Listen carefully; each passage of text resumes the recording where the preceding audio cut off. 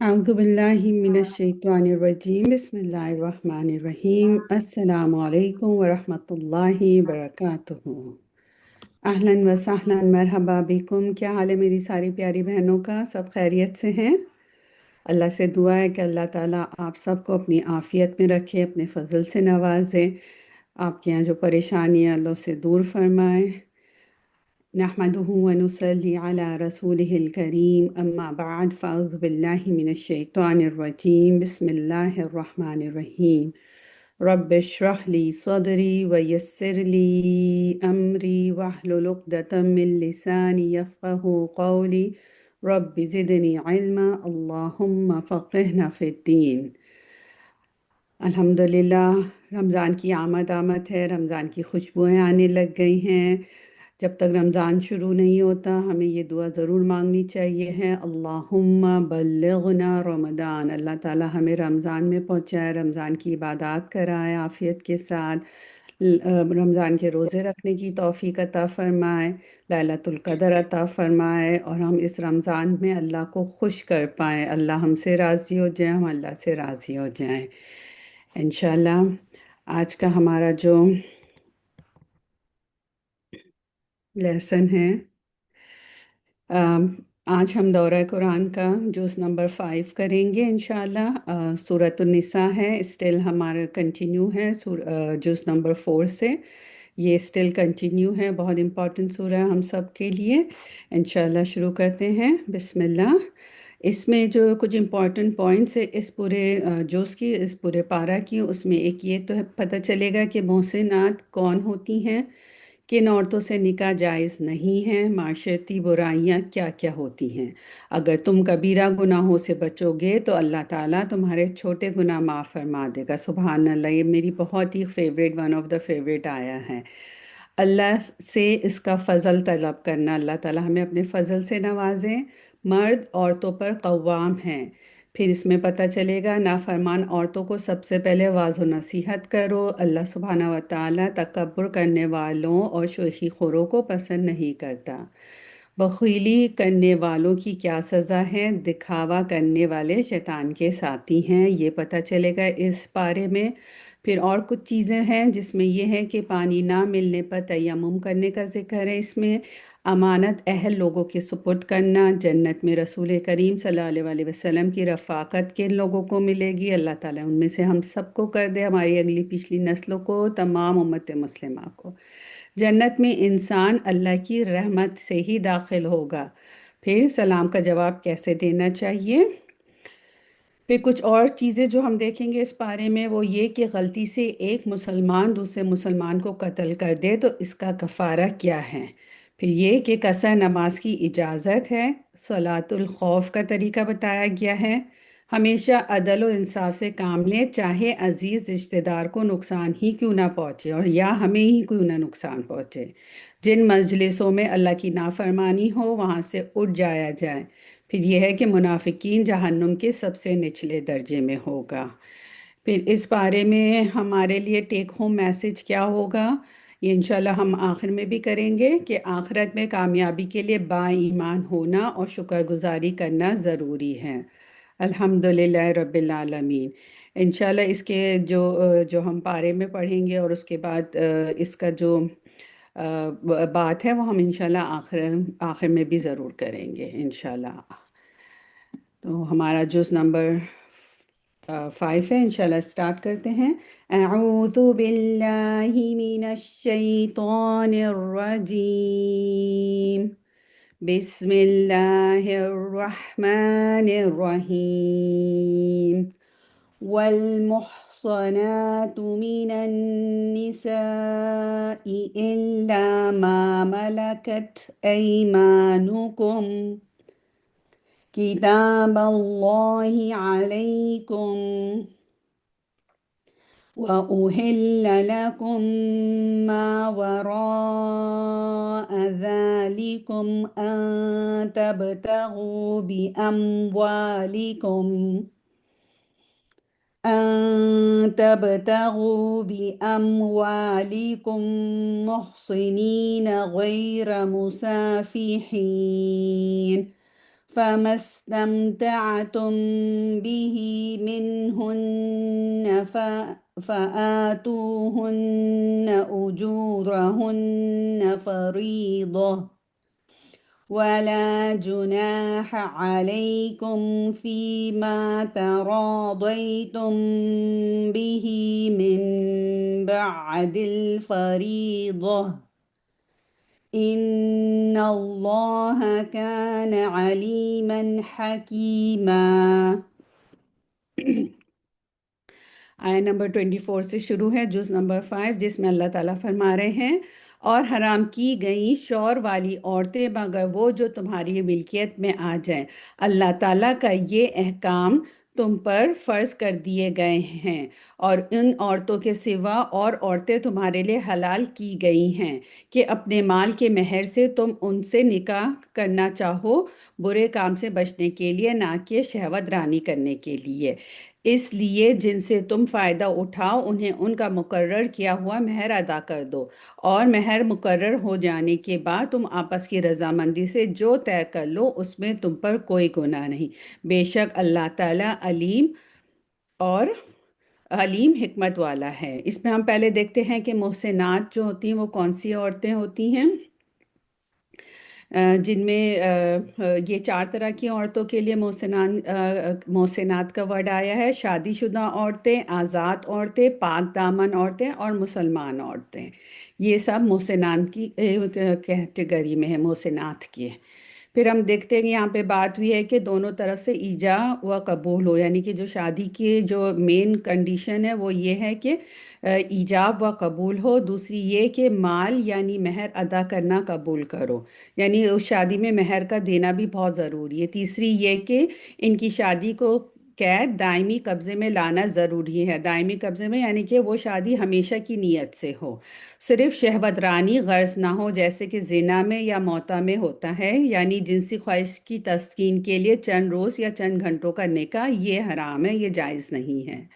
پھر یہاں پہ بات ہوئی کہ مہر کی، تو مہر میں یہ ہے کہ اس میں آپس کی رضامندی سے مہر میں کمی بیشی کرنے کا اختیار ہے، یعنی کہ مرد عورت میاں بیوی جو ہے وہ آپس کی رضامندی سے اپنا مہر کو جو ہے وہ فکس کریں گی۔ اور آیا نمبر 25، اور تم میں سے جس کسی کو آزاد مسلمان عورتوں سے نکاح کرنے کی پوری وسعت و طاقت نہ ہو تو وہ مسلمان لونڈیوں سے جن کے تم مالک ہو اپنا نکاح کر لے۔ اللہ تعالیٰ تمہارے اعمال کو بخوبی جاننے والا ہے، تم سب آپس میں ایک ہی ہو، اس لیے ان کے مالوں کی اجازت سے ان کے مالکوں کی اجازت سے ان سے نکاح کر لو، یعنی لونڈی غلام کے جو مالک ہیں ان کی اجازت سے نکاح کر لو، اور قاعدے کے مطابق ان کے مہر ان کو دو، وہ پاک دامن ہوں، نہ کہ اعلانیہ بدکاری کرنے والی، نہ خفیہ آشنائی کرنے والیاں۔ پس جب یہ لونڈیاں نکاح میں آ جائیں، پھر اگر وہ بے حیائی کا کام کرے تو انہیں آدھی سزا ہے اس سزا سے جو آزاد عورتوں کی ہیں۔ کنیزوں سے نکاح کا یہ حکم تم میں سے ان لوگوں کے لیے ہے جنہیں گناہ اور تکلیف کا اندیشہ ہو، اور تمہارا ضبط کرنا بہت بہتر ہے، اور اللہ تعالیٰ بڑے بخشنے والا اور بڑی رحمت والا ہے۔ یہاں پہ کچھ خاص چیزوں کے بارے میں پتہ چل رہا ہے، جس میں یہ ہے کہ اس سے معلوم ہوتا ہے کہ لونڈی کا مالک ہی لونڈی کا ولی ہے، جیسے ایک آزاد عورت کا ولی جو ہوتا ہے وہ اس کا باپ یا بھائی ہوتا ہے، ان کی اجازت کے بغیر نکاح نہیں ہوتا، اس طرح سے لونڈیوں کا جو ولی ہے وہ ان کا مالک ہے۔ لونڈی کا کسی جگہ نکاح مطلب اس مالک کی اجازت کے بغیر نہیں کیا جا سکتا، اسی طرح غلام بھی اپنے آقا کی اجازت کے بغیر کسی جگہ نکاح نہیں کر سکتا۔ میں یہاں پہ دوسری بات یہ بتائی کہ یعنی لونڈیوں کو 100 کے بجائے نصف 50 کوڑوں کی سزا، جہاں پر بات ہوئی نا کہ ان کے لیے آدھی سزا ہے، یہ اس لیے کہ جتنا بڑا رتبہ ہوتا ہے اتنی بڑی سزا ہوتی ہے۔ آزاد عورتوں کی زیادہ سزا ہے، جبکہ ان کی بنسبت لونڈیوں کی جو سزا ہے کیونکہ وہ درجے میں تھوڑی کم ہے، تو اس لیے ان کی جو سزا ہے وہ بھی کم ہے۔ گو کہ ان کے لیے سزائے رجم نہیں، کیونکہ وہ نفس نہیں ہو سکتی، یعنی لونڈیوں کے لیے ایک خاص بات یہ ہے کہ ان کے لیے سزائے رجم جو ہوتی ہے یعنی سٹوننگ ٹل ڈیتھ، وہ عادی نہیں ہے، وہ نہیں ہے، کیونکہ اس میں ہم معاف نہیں کر سکتے، اور غیر شدہ لونڈی کی تعزیری سزا ہوگی۔ پھر اس میں ایک اور بات پتہ چلتی ہے، یعنی لونڈیوں سے شادی کی اجازت ایسے لوگوں کو ہے جو جوانی کے جذبات پر کنٹرول رکھنے کی طاقت نہ رکھتے ہوں، یعنی کہ پہلے پریفر جو ہے وہ آزاد عورتیں، اور اس کے بعد پھر لانڈی عورتوں کا نمبر آتا ہے۔ اور بدکاری میں مبتلا ہونے کا اندیشہ ہو، یعنی اگر کسی مرد کو بدکاری میں اس کو لگتا ہے کہ وہ اپنے جذبات پہ قابو نہیں پا سکتا، وہ کوئی حرام کام کر لے، تو پھر اس کو چاہیے کہ پھر وہ لانڈی سے شادی کر لے۔ اگر ایسا اندیشہ نہ ہو تو اس وقت تک صبر کرنا بہتر ہے جب تک کسی آزاد خاندانی عورت سے شادی کے قابل نہ ہو جائیں۔ یہ بھی ایک بہت خوبصورت سی بات بتائی گئی ہے ہمارے دین میں۔ آئے نمبر 26، اللہ تعالیٰ چاہتا ہے کہ تمہارے واسطے خوب کھول کر بیان کرے اور تمہیں تم سے پہلے کے نیک لوگوں کی راہ پر چلائے اور تمہاری توبہ قبول کرے۔ اللہ تعالیٰ جاننے والا اور حکمت والا ہے، یعنی کہ جو بھی اگر کسی سے کوئی غلطی ہوئی ہے تو اللہ تعالیٰ ہمیشہ توبہ قبول کرتا ہے۔ اللہ تعالیٰ ہمارے گناہوں کو بھی معاف فرمائے، اور اللہ تعالیٰ چاہتا ہے کہ تمہاری توبہ قبول کرے، اور جو لوگ خواہشات کے پیرو ہیں وہ چاہتے ہیں کہ تم ان سے بہت دور ہٹ جاؤ۔ اس کا مطلب ہے کہ حق سے باطل کی طرف جھک جاؤ۔ جو لوگ خود بھی اچھے کام نہیں کرتے وہ چاہتے ہیں کہ ہم بھی اچھے کام نہ کریں اور ان کی طرح ان کے جیسے بن جائیں۔ پھر اللہ تعالیٰ فرما رہے ہیں، اللہ چاہتا ہے کہ تم سے تخفیف کرے کیونکہ انسان کمزور پیدا کیا گیا ہے۔ اے ایمان والو، اپنے آپس کے مال ناجائز طریقے سے مت کھاؤ مگر یہ کہ خرید و فروخت تمہاری آپس کی رضامندی سے ہو، اور اپنے آپ کو قتل نہ کرو، یقیناً اللہ تعالیٰ تم پر نہایت مہربان ہے۔ یہاں پہ تین بہت بڑی چیزوں کا پتہ چلتا ہے۔ ایک تو یہ بتایا کہ ناجائز طریقے سے مال نہ کھاؤ کا مطلب یہ ہے کہ دھوکے، فریب، جعلسازی، ملاوٹ کے علاوہ وہ تمام کاروبار بھی شامل ہیں جن سے شریعت نے منع کیا ہے، جیسے قمار یا ربا وغیرہ۔ اسی طرح ممنوع اور حرام چیزوں کا کاروبار کرنا بھی باطل میں شامل ہوتا ہے۔ پھر یہاں بتایا کہ یہاں جو دوسری بات کی گئی نا کہ آپس کی جو خرید و فروخت ہو وہ آپس کی رضامندی سے ہو۔ اب یہ رضامندی کیسی ہوگی؟ اس کے لیے بھی شرط ہے کہ یہ لین دین حلال اشیاء کا ہو، یعنی یہ نہ ہو کہ اگر آپ کی آپس کی رضامندی ہے تو آپ حرام کام میں بھی اگر آپ کی رضامندی ہے تو آپ کر سکتے ہیں۔ اس کا مطلب یہ بالکل نہیں ہے، اس میں یہاں صاف اس کی تفسیر میں بتا دیا گیا کہ حلال اشیاء کا ہو۔ حرام اشیاء کا کاروبار باہمی رضامندی کے باوجود ناجائز ہی رہے گا۔ علاوہ ازیں رضامندی میں خیار مجلس کا مسئلہ بھی آ جاتا ہے، یعنی جب تک ایک دوسرے سے جدا نہ ہو سودا فسخ کرنے کا اختیار ہے، جیسا کہ حدیث میں ہے صحیح بخاری کی، دونوں باہم سودا کرنے والوں کو جب تک جدا نہ ہو اختیار ہے، یعنی کہ جب وہ ایک سٹنگ سے جب تک وہ لوگ ہٹیں گے نہیں، جب تک ان کو اختیار ہے کوئی بھی کمی بیشی کرنے کا۔ سنس جب کانٹریکٹ سائن ہو گیا وہ اٹھ کے چلے گئے تو اس کے بعد پھر ان کو اختیار نہیں ہوگا، پھر ان کو اسی ٹرمز اینڈ کنڈیشن میں کام کرنا ہوگا جس کو انہوں نے ایک سٹنگ میں بیٹھ کے کیا، لیکن جب تک وہ وہاں سے اٹھے نہیں جب تک ان کو اختیار ہے۔ پھر یہاں کہا کہ اپنے آپ کو قتل نہ کرو، اس سے مراد خودکشی بھی ہو سکتی ہے جو کبیرہ گناہ ہے، اور کسی مسلمان کو قتل کرنا بھی ہو سکتا ہے اس میں، کیونکہ مسلمان ایک جسم واحد کی طرح ہے، اس لیے اس کا قتل بھی ایسا ہی ہے جیسے اپنے آپ کو قتل کرنا۔ نمبر 30، اور جو شخص یہ نافرمانیاں، سرکشی اور ظلم سے کرے گا تو عنقریب ہم اس کو آنکھ میں داخل کریں گے، یہ اللہ پر آسان ہے۔ اللہم اجرنا من النار۔ ہم جب بھی قرآن پڑھتے ہیں اس میں جو خوشی کی، خوشخبریاں کی آیت آتی ہیں تو ہمیں وہ خوشخبریاں اللہ سے مانگنی چاہیے۔ عذاب کی، جہنم کی آئے تو ہمیں اس سے پناہ مانگنی چاہیے، کوئی دعا آئے تو ہمیں وہ دعا کرنی چاہیے ہیں۔ بہت ہی پیاری جو میں نے آپ سے ذکر کیا تھا کہ میرے ون آف دا فیوریٹ آیات میں سے ہیں، اس میں اللہ تعالیٰ فرما رہے ہیں، اگر تم ان بڑے گناہوں سے بچتے رہو گے جن سے تم کو منع کیا جاتا ہے تو ہم تمہارے چھوٹے گناہ دور کر دیں گے اور عزت و بزرگی کی جگہ داخل کریں گے انشاءاللہ۔ کبیرہ گناہ کی تعریف میں اختلاف ہیں، یعنی کہ کچھ اسکالرس نے کچھ اور تعبیر کی کہ کبیرہ گناہ کیا ہے۔ دیکھتے ہیں ہم اس میں کہ کیا بات پتہ چلتی ہے، وہ اختلاف کیا ہے۔ اختلاف کا مطلب لڑائی جھگڑا نہیں ہے، اختلاف کا مطلب ہے کہ ڈفرینس آف اوپینین ہے۔ بعض کے نزدیک وہ گناہ ہیں جن پر حد مقرر ہے، بعض کے نزدیک وہ گناہ ہے جس میں قرآن اور حدیث میں سخت وعید یا لعنت آئی ہے۔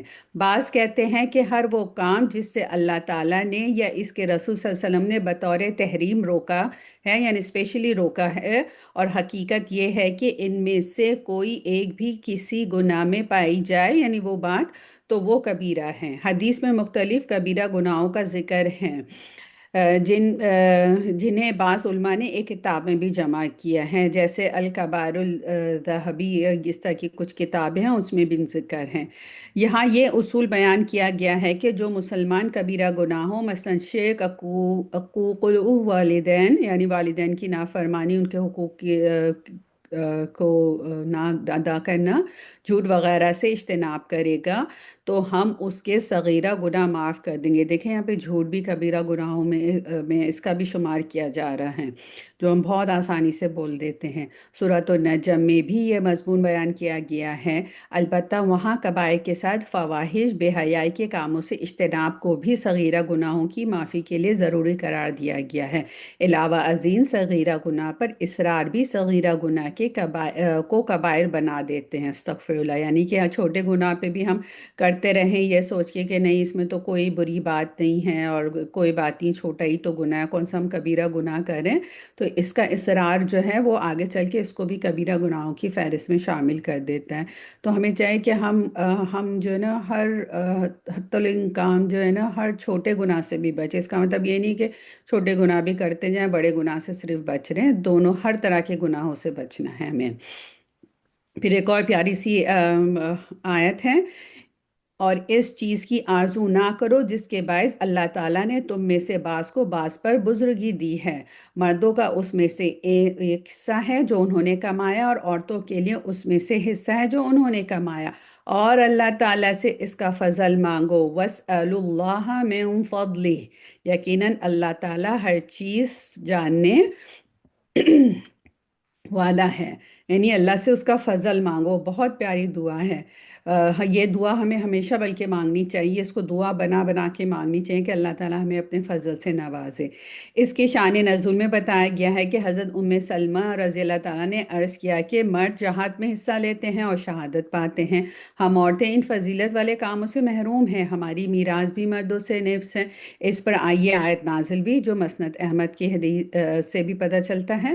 اللہ تعالیٰ نے اس فرمان کا مطلب اللہ تعالیٰ کے اس فرمان کا مطلب یہ ہے کہ مردوں کو اللہ تعالیٰ نے جو جسمانی قوت و طاقت اپنی حکمت و ارادے کے مطابق عطا کی ہے، اور جس کی بنیاد پر وہ جہاد بھی کرتے ہیں اور دیگر بیرونی کاموں میں حصہ بھی لیتے ہیں، یہ ان کے لیے ایک خاص عطیہ ہے جو اللہ نے خود مقرر کیا ہے۔ پھر اللہ تعالیٰ کی اطاعت اور نیکی کے کاموں میں خوب حصہ لینا چاہیے، ہم سب کو خوب حصہ لینا چاہیے، عورتوں کو بھی، تاکہ ہمارے جو نیکیاں ہیں وہ بڑھتی رہیں، اور اس میدان میں وہ جو کچھ کمائیں گی مردوں کی طرح ان کا پورا پورا صلہ انہیں ملے گا۔ علاوہ ازیں اللہ تعالیٰ سے اس کے فضل کا سوال کرنا چاہیے، کیونکہ مرد اور عورت کے درمیان صلاحیت اور قوت کار کا جو فرق ہے وہ تو قدرت کا ایک اٹل فیصلہ ہے، یعنی اس پہ ہمیں ناراض نہیں ہونا چاہیے، یہ تو اللہ نے بنایا، اور اللہ نے ہم عورتوں پہ کبھی کوئی ظلم نہیں کیا، جو محض آرزو سے تبدیل نہیں ہو سکتا، البتہ اس کے فضل سے کسب و محنت میں رہ جانے والی کمی کا ازالہ ہو سکتا ہے۔ اللہ تعالیٰ ہمیں بھی اپنے فضل سے نوازے۔ اور ماں باپ یا قرابت دار جو چھوڑ کر مرے، اس کے وارث ہم نے ہر شخص کے مقرر کر دیے ہیں، یعنی اللہ نے جو ہے سب کا حصہ جو ہے مقرر کر دیا ہے، اور جن سے تم اپنے ہاتھ تو معاہدہ کیا انہیں ان کا حصہ دو۔ یہاں پہ بات ہوئی ہے، مطلب یہ بتایا ہے کہ ہر مرد عورت جو کچھ چھوڑ جائیں گے اس کی وراثت اس کے ماں باپ اور دیگر قریبی رشتہ دار ہوں گے۔ حقیقتاً اللہ تعالیٰ ہر چیز پر حاضر ہے، یعنی اللہ سے کوئی بات چھپی نہیں ہے۔ مرد عورتوں پر حاکم ہیں اس وجہ سے کہ اللہ تعالیٰ نے ایک کو دوسرے پر فضیلت دی ہے، اور اس وجہ سے کہ مردوں نے اپنے مال خرچ کیے ہیں، پس نیک فرما بردار عورتیں خاوند کی عدم موجودگی میں بحفاظت الہی نگہداشت رکھنے والیاں ہوں، اور جن عورتوں کی نافرمانی اور بد دماغی کا تمہیں خوف ہو انہیں نصیحت کرو اور ان سے الگ بستر پر چھوڑ دو اور انہیں الگ بستر پر چھوڑ دو اور انہیں مار کی سزا دو، پھر اگر وہ تابعداری کریں تو ان پر کوئی راستہ تلاش نہ کرو، بے شک اللہ تعالیٰ بڑی بلندی اور بڑائی والا ہے۔ یہاں پہ اللہ نے کتنی خوبصورتی سے ایک بات سمجھا دی کہ اگر عورت سے کچھ غلطی ہو رہی ہے تو اس کے ساتھ کیا کیا معاملہ کرنا چاہیے ہے۔ اگر اللہ یہ نہ بتاتا تو ہمارے معاشرے میں تو بہت زیادہ برائی ہوتی ہے، ایون دو کہ اللہ نے یہ سب چیزیں بتا دی پھر بھی اتنی برائیاں ہیں، لیکن اگر ہم سوچیں کہ اگر اللہ نے یہ نہ بتایا ہوتا کہ ان عورتوں کے ساتھ کیا معاملہ کرنا چاہیے تو پھر تو حد و بس ہی ہو جاتی ہے۔ تو ہم یہ دیکھتے ہیں کہ ایک عوام سے متعلق اللہ تعالیٰ نے کیا اس کی ڈیفینیشن کیا بتائی ہے تفاسیر میں۔ اس سے مراد ہے کہ حاکمیت و قوامیت کی دو وجوہیں بیان کی گئی ہیں، ایک جو مردانہ قوت و دماغی صلاحیت ہے جس میں مرد عورت سے خلقی طور پر ممتاز ہے، دوسری وجہ جس کا مکلف شریعت نے مرد کو بنایا ہے اور عورت کو اس کی فطری کمزوری اور مخصوص تعلیمات کی وجہ سے ہے، جنہیں اسلام نے عورت کی عفیت و حیا اور اس کی تقدیس کے تحفظ کے لیے ضروری قرار دیا ہے۔ عورت کو معاشی جھمیلوں سے دور رکھا گیا، یہ بھی اللہ کی کتنی بڑی بلیسنگ ہے کہ عورت کو معاشی جھمیلوں کا ذمہ دار نہیں بنایا گیا ہے، لیکن اگر ضرورت ہے تو عورت باہر نکل کے کما سکتی ہے۔ عورت کی سربراہی کے خلاف قرآن کریم کی یہ نص قطعی بالکل واضح ہے، جس کی تائید صحیح بخاری کی اس حدیث سے ہوتی ہے جس میں نبی کریم صلی اللہ علیہ وسلم نے فرمایا ہے وہ قوم ہرگز فلاح یاب نہیں ہوگی جس کے امور ایک عورت کے سپرد کر دیے جائیں۔ یہ صحیح بخاری کی حدیث ہے۔ اب جو اوپر فرمایا ہے نا کہ عورت اگر کوئی غلط کام کرتی ہے، بے حیائی کا کام کرتی ہے تو پھر اس کے ساتھ کیا معاملہ ہوگا۔ نافرمانی کی صورت میں عورت کو سمجھانے کے لیے سب سے پہلے واعظ و نصیحت کا نمبر ہے، سب سے پہلے آپ نے اس کو نصیحت کرنی ہے۔ دوسرے نمبر پر ان سے وقتی اور عارضی علیحدگی ہے جو سمجھدار عورتوں کے لیے بہت بڑی تنبیہ ہے، یعنی کہ ان کا بستر الگ کر دیں، تو جو واقعی سمجھدار عورتیں ہوں گی ان کے لیے یہ بہت بڑی بات ہوتی ہے کہ ان کا شوہر نہ ان سے بات کر رہا ہے، اس کو الگ بستر پہ سو رہا ہے۔ اس سے بھی نہ سمجھیں تو ہلکی سی مار کی اجازت ہے۔ کیا بات ہو رہی ہے؟ ہلکی سی مار کی اجازت ہے، لیکن یہ مار وحشیانہ اور ظالمانہ نہ ہو جیسے کہ جاہل لوگوں کا وتیرہ ہے۔ اللہ تعالیٰ اور اس کے رسول صلی اللہ علیہ وسلم نے اس ظلم کی اجازت کسی مرد کو نہیں دی۔ اگر وہ اصلاح کر لے تو پھر راستہ تلاش نہ کرو، یعنی مار پیٹ نہ کرو، تنگ نہ کرو یا طلاق وغیرہ نہ دو، گویا کہ طلاق بالکل آخری مرحلہ ہے جب کوئی اور چارہ باقی نہ رہے۔ لیکن مرد اس حق کو بھی بہت ناجائز طریقے سے استعمال کرتے ہیں اور ذرا ذرا سی بات پر فوراً طلاق دے ڈالتے ہیں اور اپنی زندگی بھی برباد کرتے ہیں، عورتوں کی بھی اور بچوں کی بھی اور ان کی خود کی بھی۔ تو یہ بیسیکلی یہ طریقہ بتایا گیا ہے اور ہمارے معاشرے میں اس کا بالکل الٹ ہو رہا ہے جس کی یہاں تفصیل میں بھی بات کی گئی ہے۔ تو اللہ نے مردوں کو قوام بنایا ہے، لیکن انہوں نے کیا سمجھا کہ اللہ نے ان کو آقا بنا دیا ہے اور ان کی بیویوں کو جو ہے اللہ نے ان کی غلام بنا دیا ہے، جو کہ بالکل اسلامی تعلیمات کے بالکل اگینسٹ ہیں۔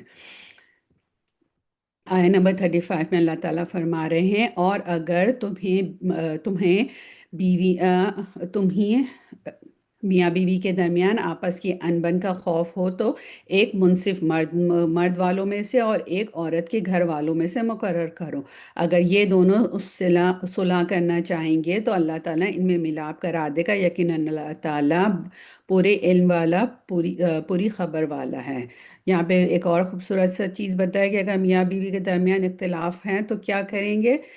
مرد کی طرف سے ایک حکمت والا بندہ ہو اور عورت کی طرف سے بھی ایک حکمت والا بندہ ہو جو ان کی صلح کرانے کی کوشش کریں، اور اگر یہ دونوں میاں بیوی جیسے خود صلح کرنے کی کوشش کریں تو انہیں یہ ضرور کرنا چاہیے، کیونکہ اللہ تعالیٰ نے کہا کہ پھر وہ اللہ تعالیٰ ان کے رشتے میں اور زیادہ برکت عطا فرمائے گا۔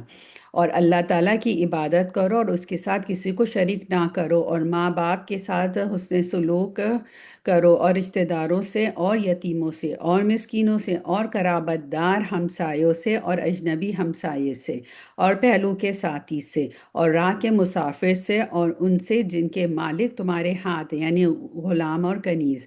یقیناً اللہ تعالیٰ تکبر کرنے والے اور شیخی خوروں کو پسند نہیں فرماتا ہے۔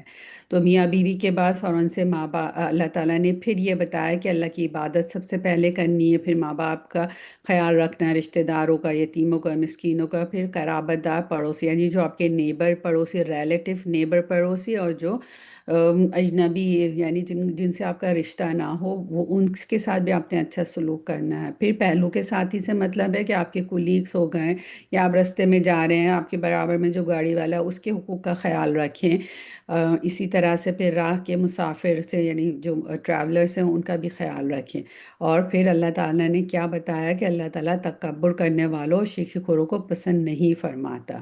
اللہ تعالیٰ ہمیں بھی ان روش سے محفوظ رکھیں، جس کے بارے میں کی تفسیر ہے: فخر و غرور اور تکبر اللہ کو سخت ناپسند ہے، بلکہ ایک حدیث میں یہاں تک آیا ہے کہ وہ شخص جنت میں نہیں جائے گا جس کے دل میں رائی کے دانے کے برابر بھی تکبر ہو۔ یہ صحیح مسلم کی حدیث ہے۔ ہم لوگ یہ حدیث کو کافی زیادہ کوٹ کرتے ہیں، لیکن ہمیں اپنے آپ کا سیلف چیک ہمیشہ کرتے رہنا چاہیے کہ ہمارے اندر تکبر تو نہیں آ رہا، یا ہم جو ہے کسی کو اپنے سے کمتر تو نہیں سمجھ رہے، یا ہم شیخ خور تو نہیں بن رہے ہیں۔ پھر اللہ تعالیٰ فرما رہے ہیں: جو لوگ خود بخیلی کرتے ہیں اور دوسروں کو بھی بخیلی کرنے کو کہتے ہیں، اور اللہ تعالیٰ نے جو اپنا فضل انہیں دے رکھا ہے اسے چھپا لیتے ہیں، ہم نے ان کافروں کے لیے ذلت کی مار تیار کر رہی ہے۔ یعنی یہاں پہ یہ بھی بتا دیں کہ بخیلی کرنا کتنی غلط چیز ہے۔ اور یہاں پہ بخیلی کا معنی کیا ہے کہ اللہ کی راہ میں خرچ نہ کرنا، یا خرچ تو کرنا لیکن ریاکاری یعنی نمود و نمائش کے لیے کرنا۔ یہ دونوں باتیں اللہ کو سخت ناپسند ہیں، اور ان کی مذمت کے لیے یہی بات کافی ہے کہ یہاں قرآن کریم میں ان دونوں باتوں کو کافروں کا شیوا اور ان لوگوں کا وتیرہ بنایا گیا ہے جو اللہ اور یوم آخرت پر ایمان نہیں رکھتے اور شیطان کے ساتھی ہیں۔ اللہ تعالیٰ ہم سب کو محفوظ فرمائے ان سب عادتوں سے۔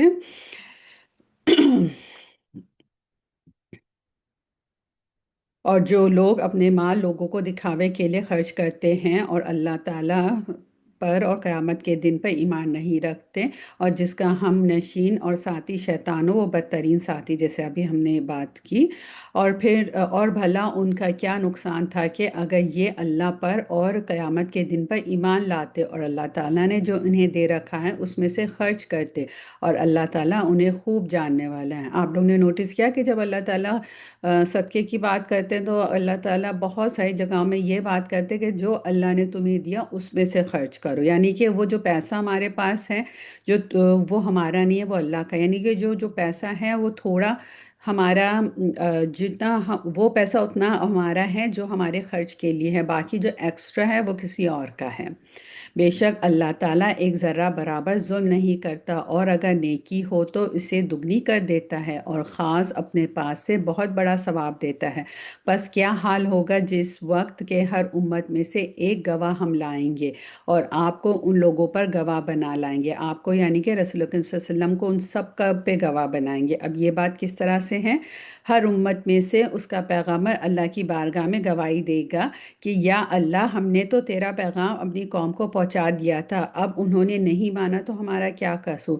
پھر ان سب پر نبی کریم صلی اللہ علیہ وآلہ وسلم گواہی دیں گے کہ یا اللہ، یہ سچے ہیں، یعنی کہ یہ جو پیغمبر کہہ رہے ہیں یہ سچے ہیں۔ آپ صلی اللہ علیہ وسلم یہ گواہی اس قرآن کی وجہ سے دیں گے جو آپ صلی اللہ علیہ وسلم پہ نازل ہوا، اور جس میں گزشتہ انبیاء اور ان کی قوموں کی سرگشت بھی حسب ضرورت بیان کی گئی ہے۔ یہ ایک سخت مقام ہوگا، اس کا تصور ہی لرزا دینے والا ہے۔ حدیث میں آتا ہے کہ ایک مرتبہ نبی کریم صلی اللہ علیہ وسلم نے حضرت عبداللہ بن مسعود سے قرآن سننے کی خواہش ظاہر فرمائی۔ وہ سنتے ہوئے جب اس آیت پر پہنچے تو آپ صلی اللہ علیہ وسلم نے فرمایا: بس اب کافی ہے۔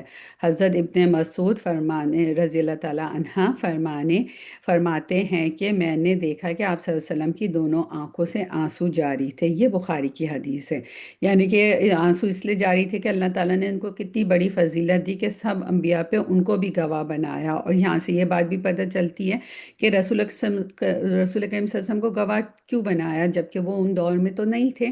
اس لیے گواہ بنایا کہ یہ ساری باتیں اللہ نے قرآن میں بتا کے رسول اللہ صلی اللہ علیہ وسلم کو بتائی، تو قرآن کی وجہ سے اللہ تعالیٰ نے جو ہے ان کو گواہ بنائیں گے، کیونکہ انہیں جو ہے قرآن کی بدولت ان کے حالات معلوم ہوئے۔ پھر آیہ نمبر 42 میں اللہ تعالیٰ فرمانے ہیں، جس روز کافر اور رسول کے نافرمان آرزو کریں گے کہ کاش انہیں زمین کے ساتھ ہموار کر دیا جاتا، اور اللہ تعالیٰ سے کوئی بات نہ چھپا سکیں گے۔ اے ایمان والو، جب تم نشے میں مست ہو تو نماز کے قریب بھی نہ جاؤ جب تک کہ اپنی بات کو سمجھنے نہ لگو، اور جنابت کی حالت میں جب تک کہ غسل نہ کرو۔ ہاں، اگر راہ چلتے گزر جانے والے ہو تو اور بات ہے، اور اگر تم بیمار ہو یا سفر میں ہو تو تم سے کوئی رفع حاجت سے آیا ہو، یا تم نے عورتوں سے مباشرت کی ہو اور تمہیں پانی نہ ملے تو پاک مٹی کا کس کرو اور اپنے منہ اور اپنے ہاتھ مل لو، بے شک اللہ تعالیٰ معاف کرنے والا ہے۔ یہ اوپر بات فرمائی نا کہ نماز کے قریب بھی نہ آؤ، تو یہ بیسک نشے کی حالت میں ہو تو یہ بیسکلی دوسرا حکم تھا۔ شراب آپ کو جیسے پتہ ہے کہ تین مرحلوں میں جا کے حرام بھی تھی۔ پہلے یہ کہا کہ اس میں کچھ چھوٹا سا لٹل بٹ فائدہ ہے اس کے پینے کا، لیکن اس کا گناہ کہیں بڑا ہے اور یہ شیطانی کاموں میں سے ہے۔ پھر دوسری بات میں یہ کہا کہ تم نے شراب اگر پیے تو پھر تم نماز کے قریب نہ ہو۔ نماز بہت بڑی چیز ہوتی تھی اس زمانے میں، آج تو ہم نے اس کو ایک بالکل کہنے روٹین چیز بنا دی، لیکن اس زمانے میں بہت بڑی چیز تھی کہ ایک صحابہ کرام نے ایک مرتبہ جو ہے وہ شراب پی کے جو ہے وہ نماز کو لیڈ کرایا اور انہوں نے غلط پڑھی، تو پھر یہ آیت نازل ہوئی، اور پھر تیسری بار میں جا کے جو ہے وہ پھر شراب حرام ہوئی۔ تو یہ سٹیپ بائی سٹیپ اس لیے ہوا کہ وہ جو قوم تھی، وہ جو معاشرہ تھا، وہ بہت شراب نوشی کرتا تھا، وہ شراب پینے کے عادی تھے، تو اللہ نے ایک دم سے منع نہیں کیا، اور یہ بھی کتنی خوبصورت سی حکمت کی بات ہے کہ اللہ تعالیٰ نے 3 سٹیپ میں منع کیا۔ پھر یہاں پہ جو ہے وہ تیمم کی بات آ رہی ہے، اس میں ہم دیکھتے ہیں کہ یہاں پہ بیمار سے مراد وہ بیمار ہے جسے وضو کرنے سے نقصان یا بیماری میں اضافے کا اندیشہ ہو۔ دوسرا وہ کر سکتا ہے تیمم جو مسافر عام ہے، لمبا سفر کیا ہو یا مختصر۔ اگر پانی دستیاب نہ ہو تو تیمم کرنے کی اجازت ہے۔ پانی نہ ملنے کی صورت میں یہ اجازت تو مقیم کو بھی حاصل ہے، یعنی کہ جو مقیم ہے اس کے پاس پانی نہیں، وہ بھی تیمم کر سکتا ہے، لیکن بیمار اور مسافر کو چونکہ اس قسم کی ضرورت عام پیش آتی ہے، اس لیے بطور خاص ان کے لیے اجازت بیان کر دی گئی ہے۔ اچھا، یہاں پہ جو بات کی نا کہ تیمم کر سکتے سفر میں، ہاں پانی دستیاب نہ ہو تو ایسا نہ ہو کہ ہماری گاڑی میں پینے کا پانی تو ہے لیکن ہم یہ تیمم کر رہے ہیں وہ یہ سوچ کے کہ بھئی پانی نہیں ہے، تو اس صورت میں ہمیں تیمم کرنا ہے۔ جس صورت میں ایک قطرہ بھی ہمارے پاس پانی نہ ہو تب ہم تیمم کریں۔ پہلے جب ہم یہاں امریکہ میں آئے تھے تو ہم لوگ کر لیتے تھے وضو، مطلب تیمم کر لیتے تھے، اور یہ ہمارے ذہنوں میں بھی نہیں تھا، کہہ لیں دور جاہلیت میں ہم زندہ تھے اس وقت، دین کی تھوڑی تھوڑی سی سمجھ تھی، زیادہ سمجھ نہیں تھی، تو ہم سمجھتے تھے کہ اچھا یہ تو پینے کا پانی ہے، تیمم اس سے نہیں کر سکتے۔ پھر جیسے جیسے اور ہم نے اس کو پڑھا، اور تو اس سے ہمیں پتہ چلا کہ اگر تھوڑا سا بھی پانی موجود ہے پینے والا جو باٹلز میں ہوتا ہے اس سے بھی ہم کر سکتے ہیں۔ پھر اور تیمم کب کیا جائے گا؟ قضائے حاجت سے آنے والا کر سکتا ہے اگر اس کو پانی نہ ملے، اور بیوی سے مباشرت کرنے والا، ان کو بھی پانی نہ ملنے کی صورت میں تیمم کر کے نماز پڑھنے کی اجازت ہے۔ تیمم یہ دیکھیں کتنی امپورٹنٹ بات ہے نا کہ اگر میاں بیوی کا ریلیشن ہوا ہے اور پانی نہیں ملا ہے تبھی وہ تیمم کر کے نماز پڑھیں، تو اس سے ہمیں نماز کی امپورٹنس بھی پتہ چلتی ہے کہ نماز کتنا امپورٹنٹ ہے۔ پھر یہاں پہ تیمم کا طریقہ یہ بتایا گیا ہے کہ ایک مرتبہ ہاتھ زمین پر مار کر کلائی تک، یعنی کلائی اسے کہتے ہیں جہاں پہ ہم چوڑیاں پہنتے ہیں، کلائی تک دونوں ہاتھ ایک دوسرے پر پھیر لیں، کوہنیوں تک ضروری نہیں، اور منہ پر پھیر لیں۔ یعنی پہلے اس میں یہ بتایا کہ پہلے ہاتھوں پہ پھیرنا ہے پھر منہ پہ پھیریں، اور یہ جو حدیث ہے مسند احمد کی ہے۔ نبی کریم صلی اللہ علیہ وآلہ وسلم نے تیمم کے بارے میں فرمایا کہ یہ دونوں ہتھیلیوں اور چہروں کے لیے ایک ہی مرتبہ مارنا ہے، یعنی دونوں ہتھیلیوں پہ بھی ایک دفعہ پھیرنا ہے، منہ پہ بھی ایک ہی دفعہ پھیرنا ہے پاک مٹی سے۔ زمین سے نکلنے والی ہر چیز نہیں جیسے کہ بعض کا خیال ہے۔ حدیث میں اس کی مزید وضاحت کر دی گئی ہے، جب ہمیں پانی نہ ملے تو زمین کی مٹی ہمارے لیے پاکیزگی کا ذریعہ بنا دی گئی۔ یہ صحیح مسلم کی حدیث ہے۔ اچھا، اس میں ایک تیمم کا طریقہ تو یہاں پر حدیث کے مطابق یہ بتایا گیا کہ پہلے ہاتھوں کو ملنا ہے اور پھر منہ کو ملنا ہے، اور یہاں پہ قرآن کا طریقہ یہ بتایا ہے کہ پہلے اپنے منہ اور اپنے ہاتھ کو مل لیں، یعنی کہ منہ بھی پہلے منہ کو بھی پہ بھی پھیر سکتے اور پھر ہاتھ کو بھی پھیر سکتے، تو یہ دونوں طریقے صحیح ہیں جو قرآن میں بھی ہیں اور جو حدیث میں بھی ہیں، کیونکہ حدیث بھی اللہ ہی کی طرف سے آتی ہیں نا۔ پھر اللہ تعالیٰ فرما رہے ہیں، کیا تم نے انہیں نہیں دیکھا جنہیں کتاب کا کچھ حصہ دیا گیا ہے؟ وہ گمراہی خریدتے ہیں اور چاہتے ہیں کہ تم بھی راہ سے بھٹک جاؤ۔ اللہ تعالیٰ ہمیں بھٹکنے سے بچائے، اور اللہ تعالیٰ تمہارے دشمن کو خوب جاننے والا ہے، اور اللہ تعالیٰ کا دوست ہونا کافی ہے، اللہ تعالیٰ کا مددگار ہونا بھی کافی ہے۔ سبحان اللہ، کتنی پیاری بات ہے اللہ کا دوست ہونا۔ اللہ بھی ہمیں اپنا دوست بنائے اور ہمیں بھی اس کی توفیق دے۔ بعض یہود کلمات کو ان کی ٹھیک جگہ سے ہیر پھیر دیتے ہیں اور کہتے ہیں کہ ہم نے سنا اور نافرمانی کی، اور سن اس کے بغیر کہ تو سنا جائے اور ہماری رعایت کرو۔ لیکن اس کے کہنے میں اپنی زبان کو بیچ دیتے ہیں اور دین میں طعنہ دیتے ہیں، اور اگر یہ لوگ کہتے ہیں کہ ہم نے سنا اور ہم نے فرما برداری کی اور آپ سنیے اور ہمیں دیکھیے، تو یہ ان کے لیے بہت بہتر اور نہایت ہی مناسب تھا، لیکن اللہ تعالیٰ نے ان کے کفر کی وجہ سے انہیں لعنت کی ہے، بس یہ بہت ہی کم ایمان لاتے ہیں۔ یہ بات آپ لوگوں نے سورہ بقرہ میں بھی ابھی ریسنٹلی سنی ہوگی کہ وہ اپنی زبانوں کو موڑ کے بات کرتے تھے، رائنا کہتے تھے، جیسے اسسن نسرین نے بھی اس کی بہت اچھی سے ایکسپلینیشن دی تھی۔ تو یہاں پہ بیسکلی ان کا طرز عمل اور پھر مسلمانوں کا طرز عمل کی بات کی جا رہی ہے۔ اے اہل کتاب، جو کچھ ہم نے نازل فرمایا جو اس کی بھی تصدیق کرنے والا ہے جو تمہارے پاس ہے، اور اس پر ایمان لاؤ اس سے پہلے کہ ہم چہرے بگاڑیں اور انہیں لوٹا کر پیٹھ کی طرف کر دیں، یہ ان پر لعنت بھیجیں جیسا کہ ہم نے ہفتے کے دن والوں پر لعنت کی، اور اللہ تعالیٰ کا کام کیا گیا، اور ہے اللہ کا کام کیا گیا۔ تو یہاں پہ یہ بات بتائی جا رہی ہے اللہ تعالیٰ ہمیں جہنم سے بچائیں۔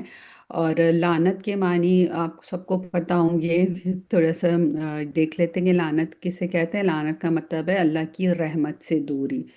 تو اللہ تعالیٰ ہمیں اس چیز سے بچائیں، اور اللہ تعالیٰ ہر وقت ہم پہ اپنی رحمت نازل کریں۔ اور یہاں پہ جو ہفتے والے لوگوں کی بات، یہ ہفتے کے دن والوں کے، وہ بھی آپ نے سورہ بقرہ میں پڑھا ابھی ریسنٹلی کہ ان کا کیا طرز عمل تھا، تو یہاں پہ ان کی مثال دے کے دوبارہ سے وہ بات یاد دلائی جا رہی ہے۔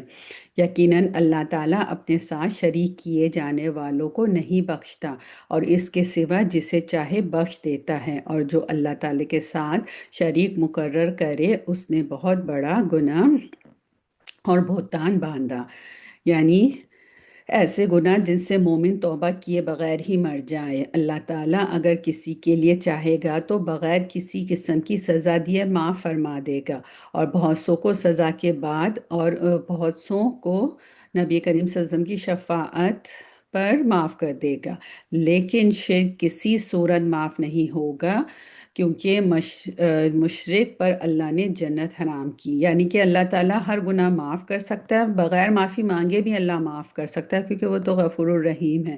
اور کچھ لوگوں کو اللہ تعالیٰ رسول کریم صلی اللہ علیہ وسلم سفارش کریں گے اس پہ معاف کر دے گا، لیکن شرک ایک واحد ایسا گناہ ہے، اگر اس کی توبہ نہ کی گئی مرنے سے پہلے تو یہ معاف کسی صورت میں نہیں ہوگا۔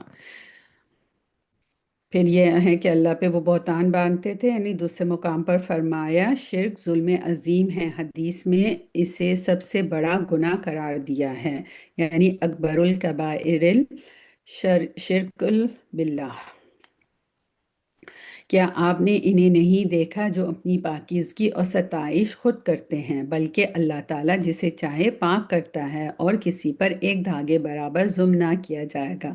اور اس سے کیا مراد ہے کہ یہودی اپنے منہ میاں مٹھو بنتے تھے، مثلاً ہم اللہ کے بیٹے ہیں اور اس کے چہیتے ہیں وغیرہ۔ اللہ نے فرمایا تزکیے کا اختیار بھی اللہ کو ہے اور اس کا علم بھی۔ ابھی بھی ہم دیکھتے ہیں نا کہ یہود جو ہے وہ اپنے آپ کو اتنا سپیریئر سمجھ کے مسلمانوں پہ ظلم کر رہے ہیں، اور مسلمانوں کو مارنا ان کے لیے باعث ثواب کا کام ہے۔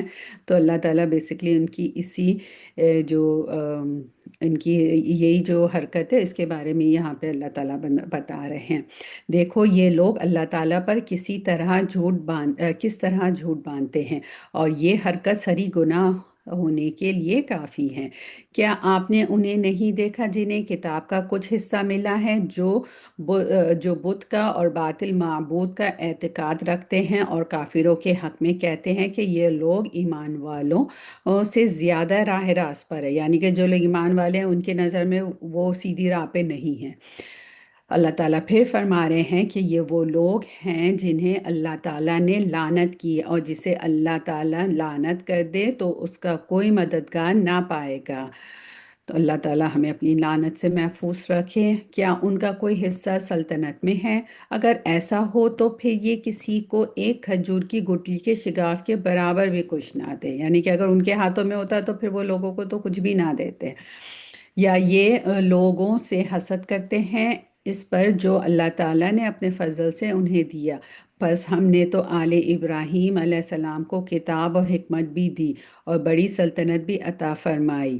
پھر ان میں سے بعض نے تو اس کتاب کو مانا اور بعض اس سے رک گئے، اور جہنم کا جلانا کافی ہے۔ ویسے تو بڑا کہتے ہیں کہ ہم دین ابراہیمی پہ ہیں، ہر مذہب کافی سارے مذہب والے جو ہے وہ حضرت ابراہیم علیہ السلام کو مانتے ہیں، ویسے بڑی باتیں کرتے ہیں، لیکن اللہ تعالیٰ کیا فرما رہے ہیں کہ وہ جو ہیں وہ ان کی بھی بات نہیں مانتے۔ کچھ لوگوں نے بات مانی اور مگر کچھ لوگوں نے ان کی بات بھی نہ مانی۔ تو یہ جو وہی بات ہو گئی کہ خالی صرف زبان سے کہنا اور عمل میں کچھ نہ لانا۔ جن لوگوں نے ہماری آیتوں سے کفر کیا انہیں ہم یقیناً آگ میں ڈالیں گے، اللہم اجرنا من النار۔ جب ان کی کھالیں پک جائیں گی تو ہم ان کے سوا اور کھالیں بدل دیں گے تاکہ وہ عذاب چکھیں۔ یقیناً اللہ تعالیٰ غالب حکمت والا ہے۔ یہ ہم اپنے روزمرہ کے معمولات میں دیکھتے ہیں نا کہ ہماری انگلی کٹ جاتی ہے، اس وقت ہمیں بڑی تکلیف ہوتی ہے، پھر تھوڑے دنوں بعد دیکھتے ہیں کہ آہستہ آہستہ نئی کھال آ جاتی ہے۔ تو یہ ہمارے لیے اس وقت جس وقت ہماری انگلی کٹے اور ہم یہ دیکھیں تو ہمیں اس وقت جہنمیوں کی بھی یہ چیز کو یاد رکھنا چاہیے کہ ادھر بھی اسی طرح کا عذاب ہوگا، مطلب کھالیں واپس آ جائیں گی۔ یہ جہنم کے عذاب کی سختی، تسلسل اور دوام کا بیان ہے۔ مثلاً احمد کی روایت کی روح سے جہنمی جہنم میں اتنے فربا ہو جائیں گے، یعنی اتنے موٹے ہو جائیں گے کہ ان کی کانوں کی لو سے پیچھے گردن تک کا فاصلہ 700 سال کی مسافت جتنا ہوگا۔ ان کی کھال کی موٹائی 70 بالش اور داڑھ احد پہاڑ جتنے ہو جائیں گے، یعنی جلنے کی وجہ سے وہ ان کا جسم اتنا زیادہ پھول جائے گا۔ استغفر اللہ، اللہم اجرنا من النار۔ اور جو لوگ ایمان لائے اور شائستہ عمل کیے، یعنی کہ نیک عمل کیے، ہم عنقریب انہیں ان جنتیوں میں لے جائیں گے جن کے نیچے نہریں بہہ رہی ہیں، جن میں وہ ہمیشہ رہیں گے۔ ان کے لیے وہاں صاف ستھری بیویاں ہوں گی، اور ہم انہیں گھنی چھاؤں اور پوری راحت میں لے جائیں گے۔ گھنی، گہری، عمدہ اور پاکیزہ جو ہے چھاؤں، جس کا ترجمے میں پوری راحت کا ذکر آیا ہے۔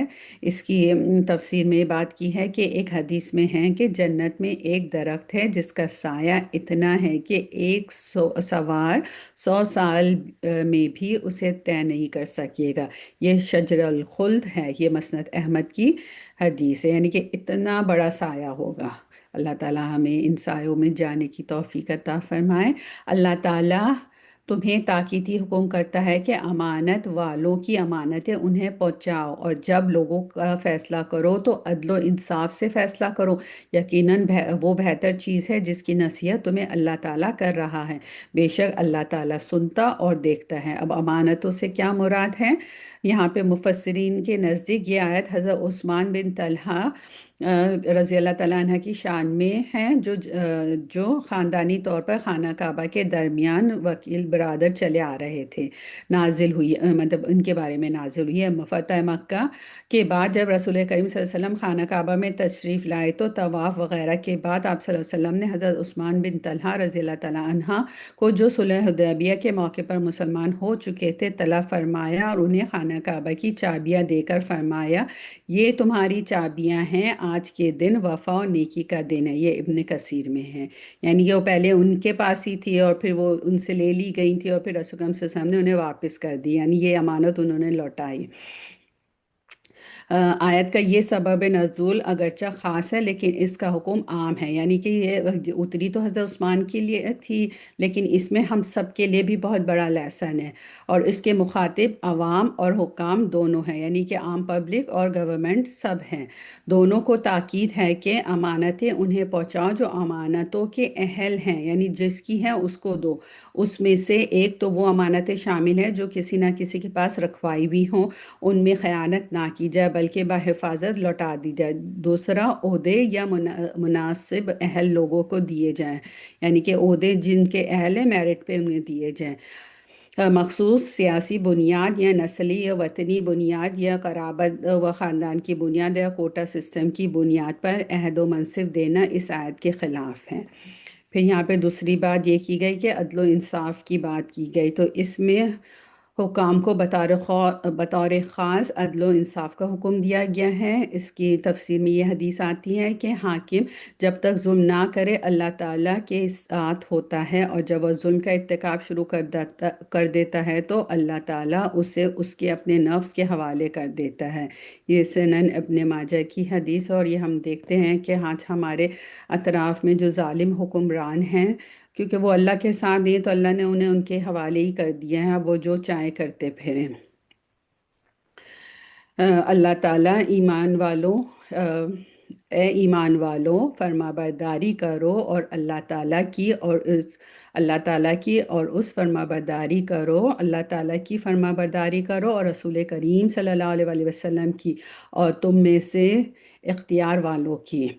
फिर अगर किसी चीज़ में इख्तिलाफ करो तो उसे लौटा दो, उसे अल्लाह की तरफ और रसूल सल्लल्लाहु अलैहि वसल्लम की तरफ, अगर तुम्हें अल्लाह ताला पर और क़यामत के दिन पर ईमान है, ये बहुत बेहतर है और अंजाम के एतबार से बहुत अच्छा है। यानी अल्लाह और रसूल की तरफ लौटा दो से मतलब यहाँ पे क्या है, उलुल अमर की बात की गई है कि अपने में से इख्तियार वालों से मतलब से मुराद बास के नज़दीक उम्रा और अहकाम और बास के नज़दीक उल्मा भी हैं और फ़ुक़हा भी हैं, यानी कि जिनकी बात मानी जाए। मफ़हूम के अतबार से दोनों ही मुराद हो सकते हैं। मतलब ये है कि असल अताअत तो अल्लाह ताला ही की अताअत है।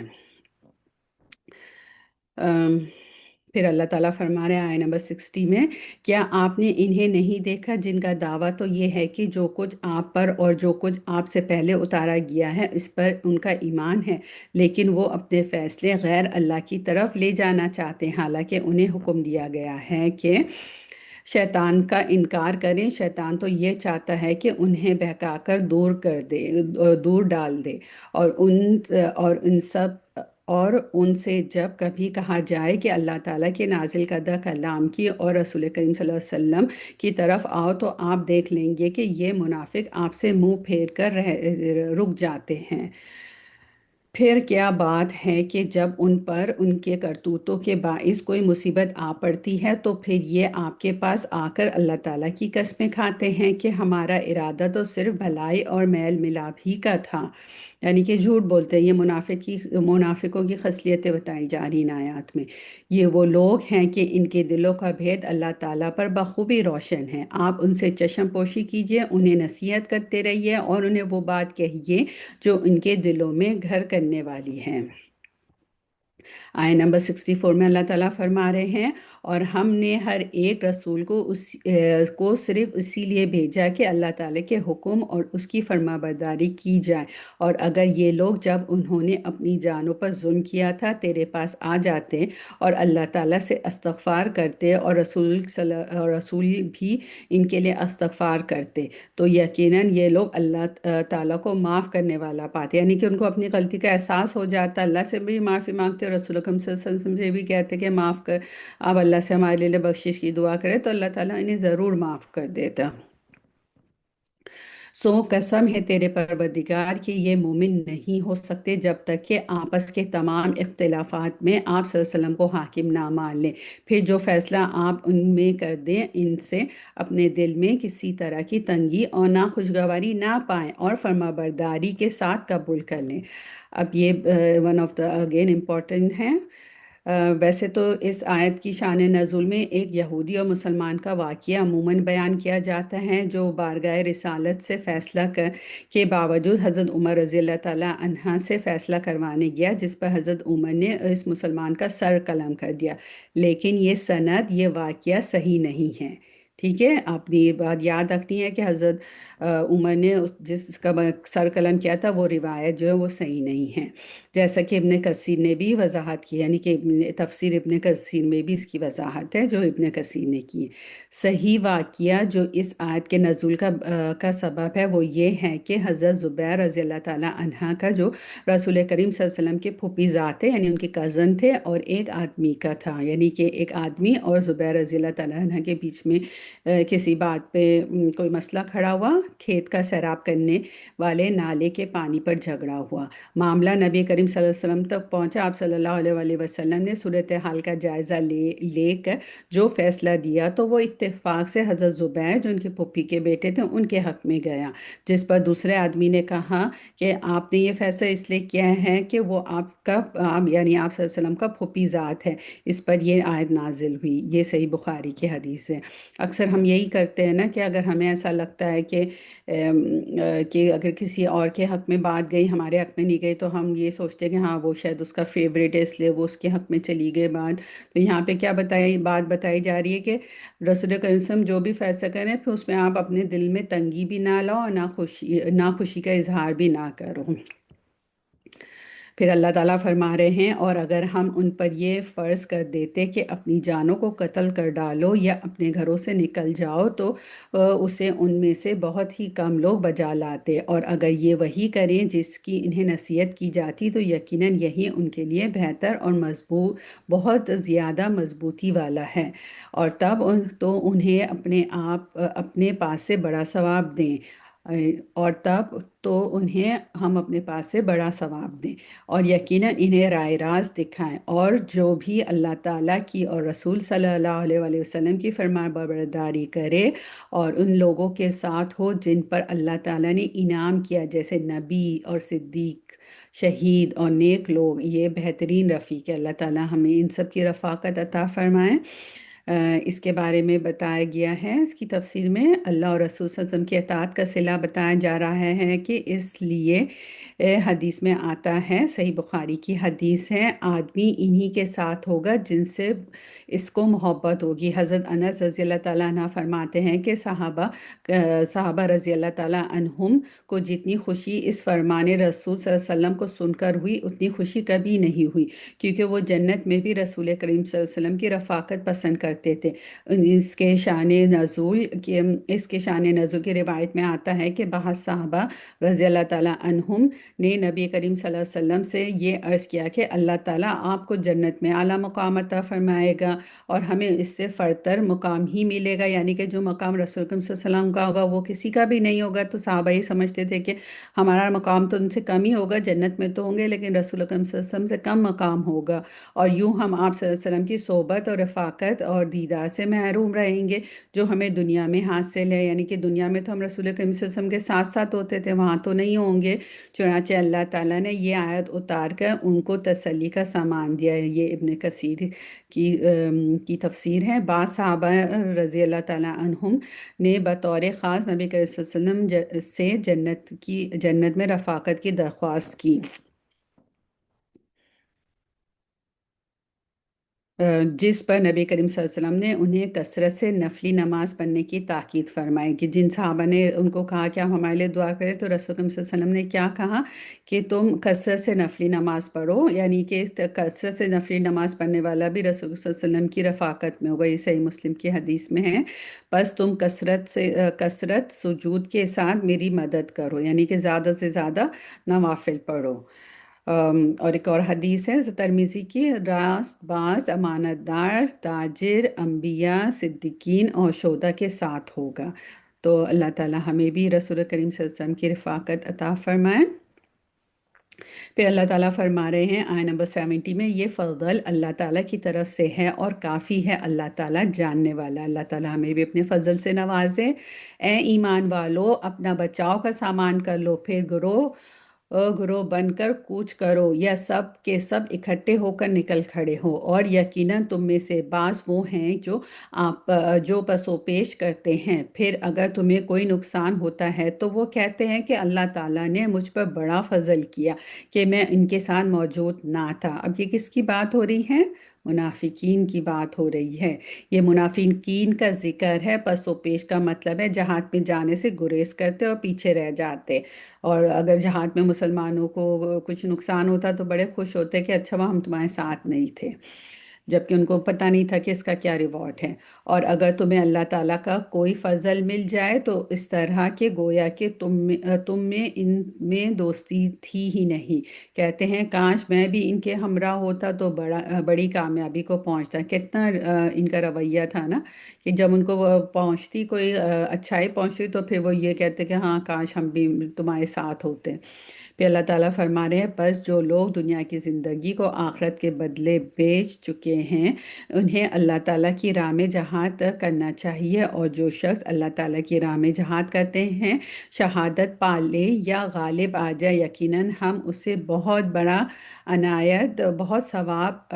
बड़ा सवाब अनायत फरमाएंगे। और भला क्या वजह है कि तुम अल्लाह की राह में और इन नातवानों मर्दों और औरतों और नन्हे नन्हे बच्चों के छुटकारे के लिए जहाद ना करो, जो यूं दुआ मांग रहे हैं कि ए हमारे परवरदिगार, इन जालिमों की बस्ती से हमें निजात दे और हमारे लिए ख़ुद अपने पास से हिमायती मुकर्रर कर दे और हमारे लिए ख़ास अपने पास से मददगार बना। अब ये किन लोगों की बात हो रही है? जालिमों की बस्ती से मुराद क्या है? नज़ुल के एतबार से मक्का है, यानी कि मक्का में हिजरत के बाद वहाँ बाकी रह जाने वाले मुसलमान, ख़ास तौर पर बूढ़े मर्द, औरतें और बच्चे काफिरों के जुल्म सितम से तंग आकर अल्लाह की बारगाह में दुआ करते थे।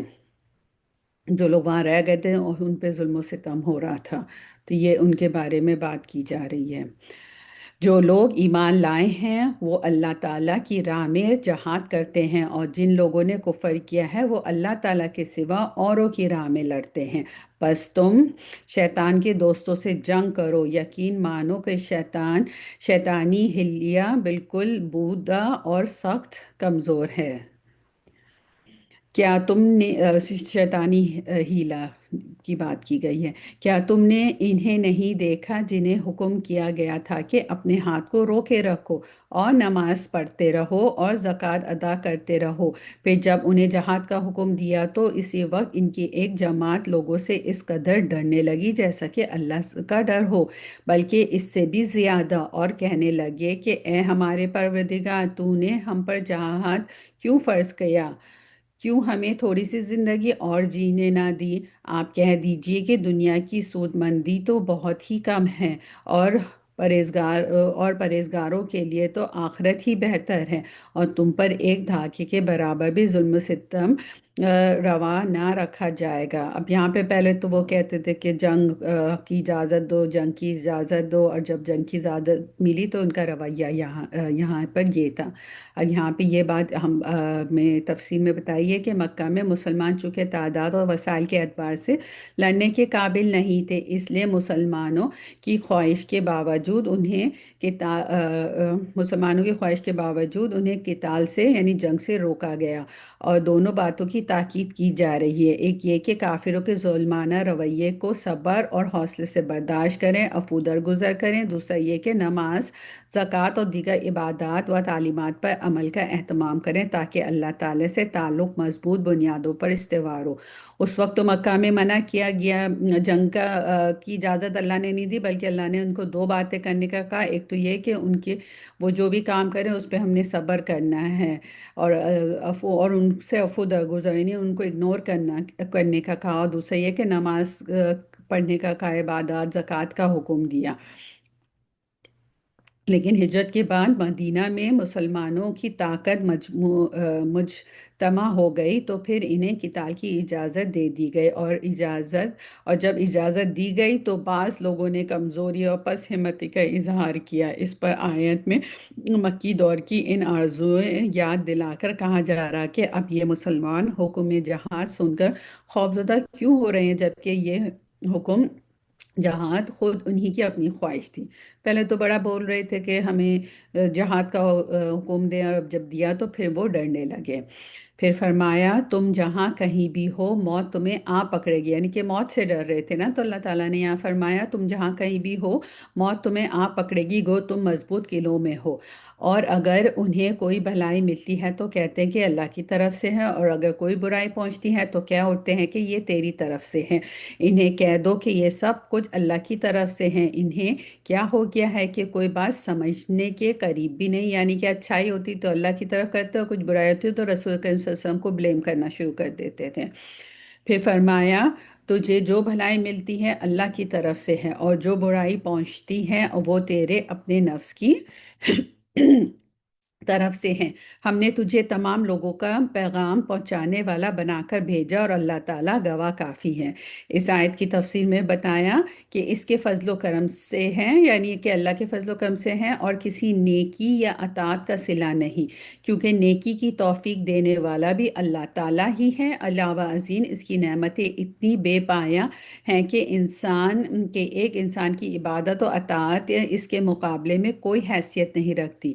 اسی لیے ایک حدیث میں نبی کریم صلی اللہ علیہ وسلم نے فرمایا جنت میں جو بھی جائے گا محض اللہ کی رحمت سے جائے گا، اپنے عمل کی وجہ سے نہیں۔ دوبارہ سے سنیے، جنت میں جو بھی جائے گا محض اللہ کی رحمت سے جائے گا، اپنے عمل کی وجہ سے نہیں جائے گا۔ یعنی جنت کی اتنی بڑی قیمت ہے کہ کوئی انسان جتنا بھی نیک عمل کر لے وہ اس کی قیمت نہیں چکا سکتا۔ تو اس لیے ہمیں بھی اللہ سے اللہ کی رحمت مانگنی چاہیے۔ اللہ کی رحمت کیا ہے؟ جنت۔ پھر جب اس پہ صحابہ کرام جو ہے وہ کافی کانشیس ہوئے، انہوں نے کہا یا رسول اللہ صلی اللہ علیہ وسلم ولا انتا، آپ بھی نہیں جائیں گے؟ یعنی آپ بھی اللہ کی رحمت کے بغیر جنت میں نہیں جائیں گے؟ تو آپ صلی اللہ علیہ وسلم نے فرمایا ہاں، جب تک اللہ مجھے بھی اپنے دامن رحمت میں نہیں ڈھانپ لے گا جنت میں نہیں جاؤں گا۔ صحیح بخاری کی حدیث ہے۔ تو اس لیے جب بھی ہم دعا کریں تو اللہ سے اللہ کی رحمت مانگے، کیونکہ اللہ کی رحمت جو ہے وہی جنت ہے۔ تو اللہ سے ہم اللہ کی رحمت مانگتے ہیں، اللہ تعالیٰ ہمیں اپنی رحمت سے نوازنا اور ہمیں جنت الفردوس عطا فرما۔ اس رسول صلی اللہ علیہ وسلم کی جو اطاعت کرے اسی نے اللہ کی فرمانبرداری کی، اور جو منہ پھیر لے تو ہم نے آپ کو کچھ ان پر نگہبان بنا کر نہیں بھیجا۔ اور یہ کہتے ہیں کہ اطاعت ہے، پھر جب آپ کے پاس سے اٹھ کر باہر نکلتے ہیں تو ان میں سے ایک جماعت جو بات آپ نے یا اس نے کہی اس کے خلاف راتوں کو مشورے کرتی ہے، ان کی راتوں کی بات چیت اللہ تعالیٰ لکھ رہا ہے، تو آپ ان سے منہ پھیر لیں اور اللہ پر بھروسہ رکھیے، اور اللہ تعالیٰ کافی کارساز ہیں۔ اب یہ کیا تھا؟ یعنی یہ منافق آپ صلی اللہ علیہ وسلم کی مجلس میں جو باتیں ظاہر کرتے، راتوں کو ان کے برعکس باتیں کرتے اور سازشوں کے جال بناتے ہیں۔ آپ صلی اللہ علیہ وسلم ان سے اعراض کریں، اللہ تعالیٰ رسول کریم صلی اللہ علیہ وسلم کو تسلی دے رہے کہ آپ ان سے اعراض کریں اور اللہ پر توکل کریں، ان کی باتیں اور سازشیں آپ صلی اللہ علیہ وسلم کو کوئی نقصان نہیں پہنچا سکیں گی، کیونکہ آپ کا وکیل اور کارساز کون ہے؟ اللہ سبحانہ و تعالی ہے۔ کیا یہ لوگ قرآن میں غور نہیں کرتے؟ اگر یہ اللہ تعالیٰ کے سوا کسی اور کی طرف سے ہوتا تو یقیناً اس میں بہت کچھ اختلاف ہوتا ہے، یعنی کہ یہ پرفیکٹ کلام ہے ہی اسی لیے کیونکہ یہ اللہ کی طرف سے ہے۔ اور جہاں انہیں کوئی خبر امن کی یا خوف کی ملے، انہوں نے اسے مشہور کرنا شروع کر دیا، حالانکہ یہ لوگ اسے رسول کریم صلی اللہ علیہ وسلم کے اور اپنے میں ایسی باتوں کی تہ تک پہنچنے والوں کے حوالے کر دیتے، تو اس کی حقیقت وہ لوگ معلوم کر لیتے جو نتیجہ اخذ کرتے ہیں۔ اور اگر اللہ تعالیٰ کا فضل اور اس کی رحمت تم پر نہ ہوتی تو معدوئے چند کے علاوہ سب شیطان کے پیروکار بن جاتے، یعنی کہ ہمیں جو بھی ہم اچھے کام کر رہے ہیں نا، وہ اللہ کے فضل اور اس کی رحمت کی وجہ سے کر رہے ہیں۔ اللہ نے کہا کہ پھر تو بہت ہی فیو لوگوں کے علاوہ جو ہے وہ سب شیطان کے پیروکار بن جاتے ہیں۔ اللہ تعالیٰ ہمیں اپنے فضل اور رحمت سے ہر وقت نوازے۔ تو اللہ تعالیٰ کی راہ میں جہاد، تو اللہ کی راہ میں جہاد کرتا رہے، تجھے صرف تیری ذات کی نسبت حکم دیا جاتا ہے، ہاں ایمان والوں کو رغبت دلاتا رہے۔ بہت ممکن ہے کہ اللہ تعالیٰ کافروں کی جنگ کو روک دے، اور اللہ تعالیٰ سخت قوت والا اور سزا دینے میں بھی سخت ہے۔ جو شخص کسی نیکی یا بھلائی کا کام کی سفارش کرے اسے بھی اس کا کچھ حصہ ملے گا، اور جو برائی یا بدی کی سفارش کرے اس کے لیے بھی اس میں سے ایک حصہ ہے، اور اللہ تعالیٰ ہر چیز پر قدرت رکھتا ہے۔ تو ہمیں بہت کیئرفل ہونا چاہیے ہے کہ اگر ہم کسی کو کوئی غلط بات کہہ رہے ہیں، اگر اس نے اس پہ عمل کر لیا، ہم کوئی غلط کام کر رہے ہیں اور اس پہ کسی نے عمل کر لیا، تو اس کا گناہ آپ کو بھی ملتا رہے گا جب تک وہ کرتا رہے گا۔ اور اسی طرح اس کے برعکس پیاری سی بات کیا ہے، جیسے نبی کریم صلی اللہ علیہ وسلم کے پاس کوئی آتا تھا صدقہ لینے، تو رسول کریم صلی اللہ علیہ وسلم کے پاس نہیں ہوتا تھا، تو وہ صحابہ جو ان کے ساتھ کھڑے ہوتے تھے ان سے کہتے تھے کہ تم ان کی کچھ مدد کر دو، تو اس کا جو ثواب ہے وہ ان کو بھی ملے گا جو مدد کر رہا ہے، اور جس نے بتایا اس کو بھی ملے گا۔ جیسے ہماری بہنیں آپس میں ایک دوسرے کو بتاتی نا کہ اچھا ہم کنویں کا کام کر رہے ہیں، ویل کا پانی کا کام کر رہے ہیں، اگر کسی کو کرنا ہے تو ہم اپنا اپنا حصہ ڈال دیتے ہیں، تو اس بہن کو بھی اس کا صلہ ملے گا جس نے اس کے بارے میں بتایا، اور اس کو بھی ملے گا جس نے اس پہ پارٹیسپیٹ کیا۔ پھر اللہ تعالیٰ فرما رہے ہیں، اور جب تمہیں سلام کیا جائے تو تم اس سے اچھا جواب دو یا انہی الفاظ کو لوٹا دو، بلا شبہ اللہ تعالیٰ ہر چیز کا حساب لینے والا ہے۔ اب یہ ہم دیکھتے ہیں کہ اللہ تعالیٰ سلام سے کیا بتا رہے ہیں۔ اس کے معنی ہیں درازی عمر کی دعا، جو ہم سلام دیتے ہیں وہ درازی عمر کی بھی دعا ہے۔ یہاں یہ سلام کرنے کے معنی میں ہے، فتح الباری کی تفسیر ہے یہ۔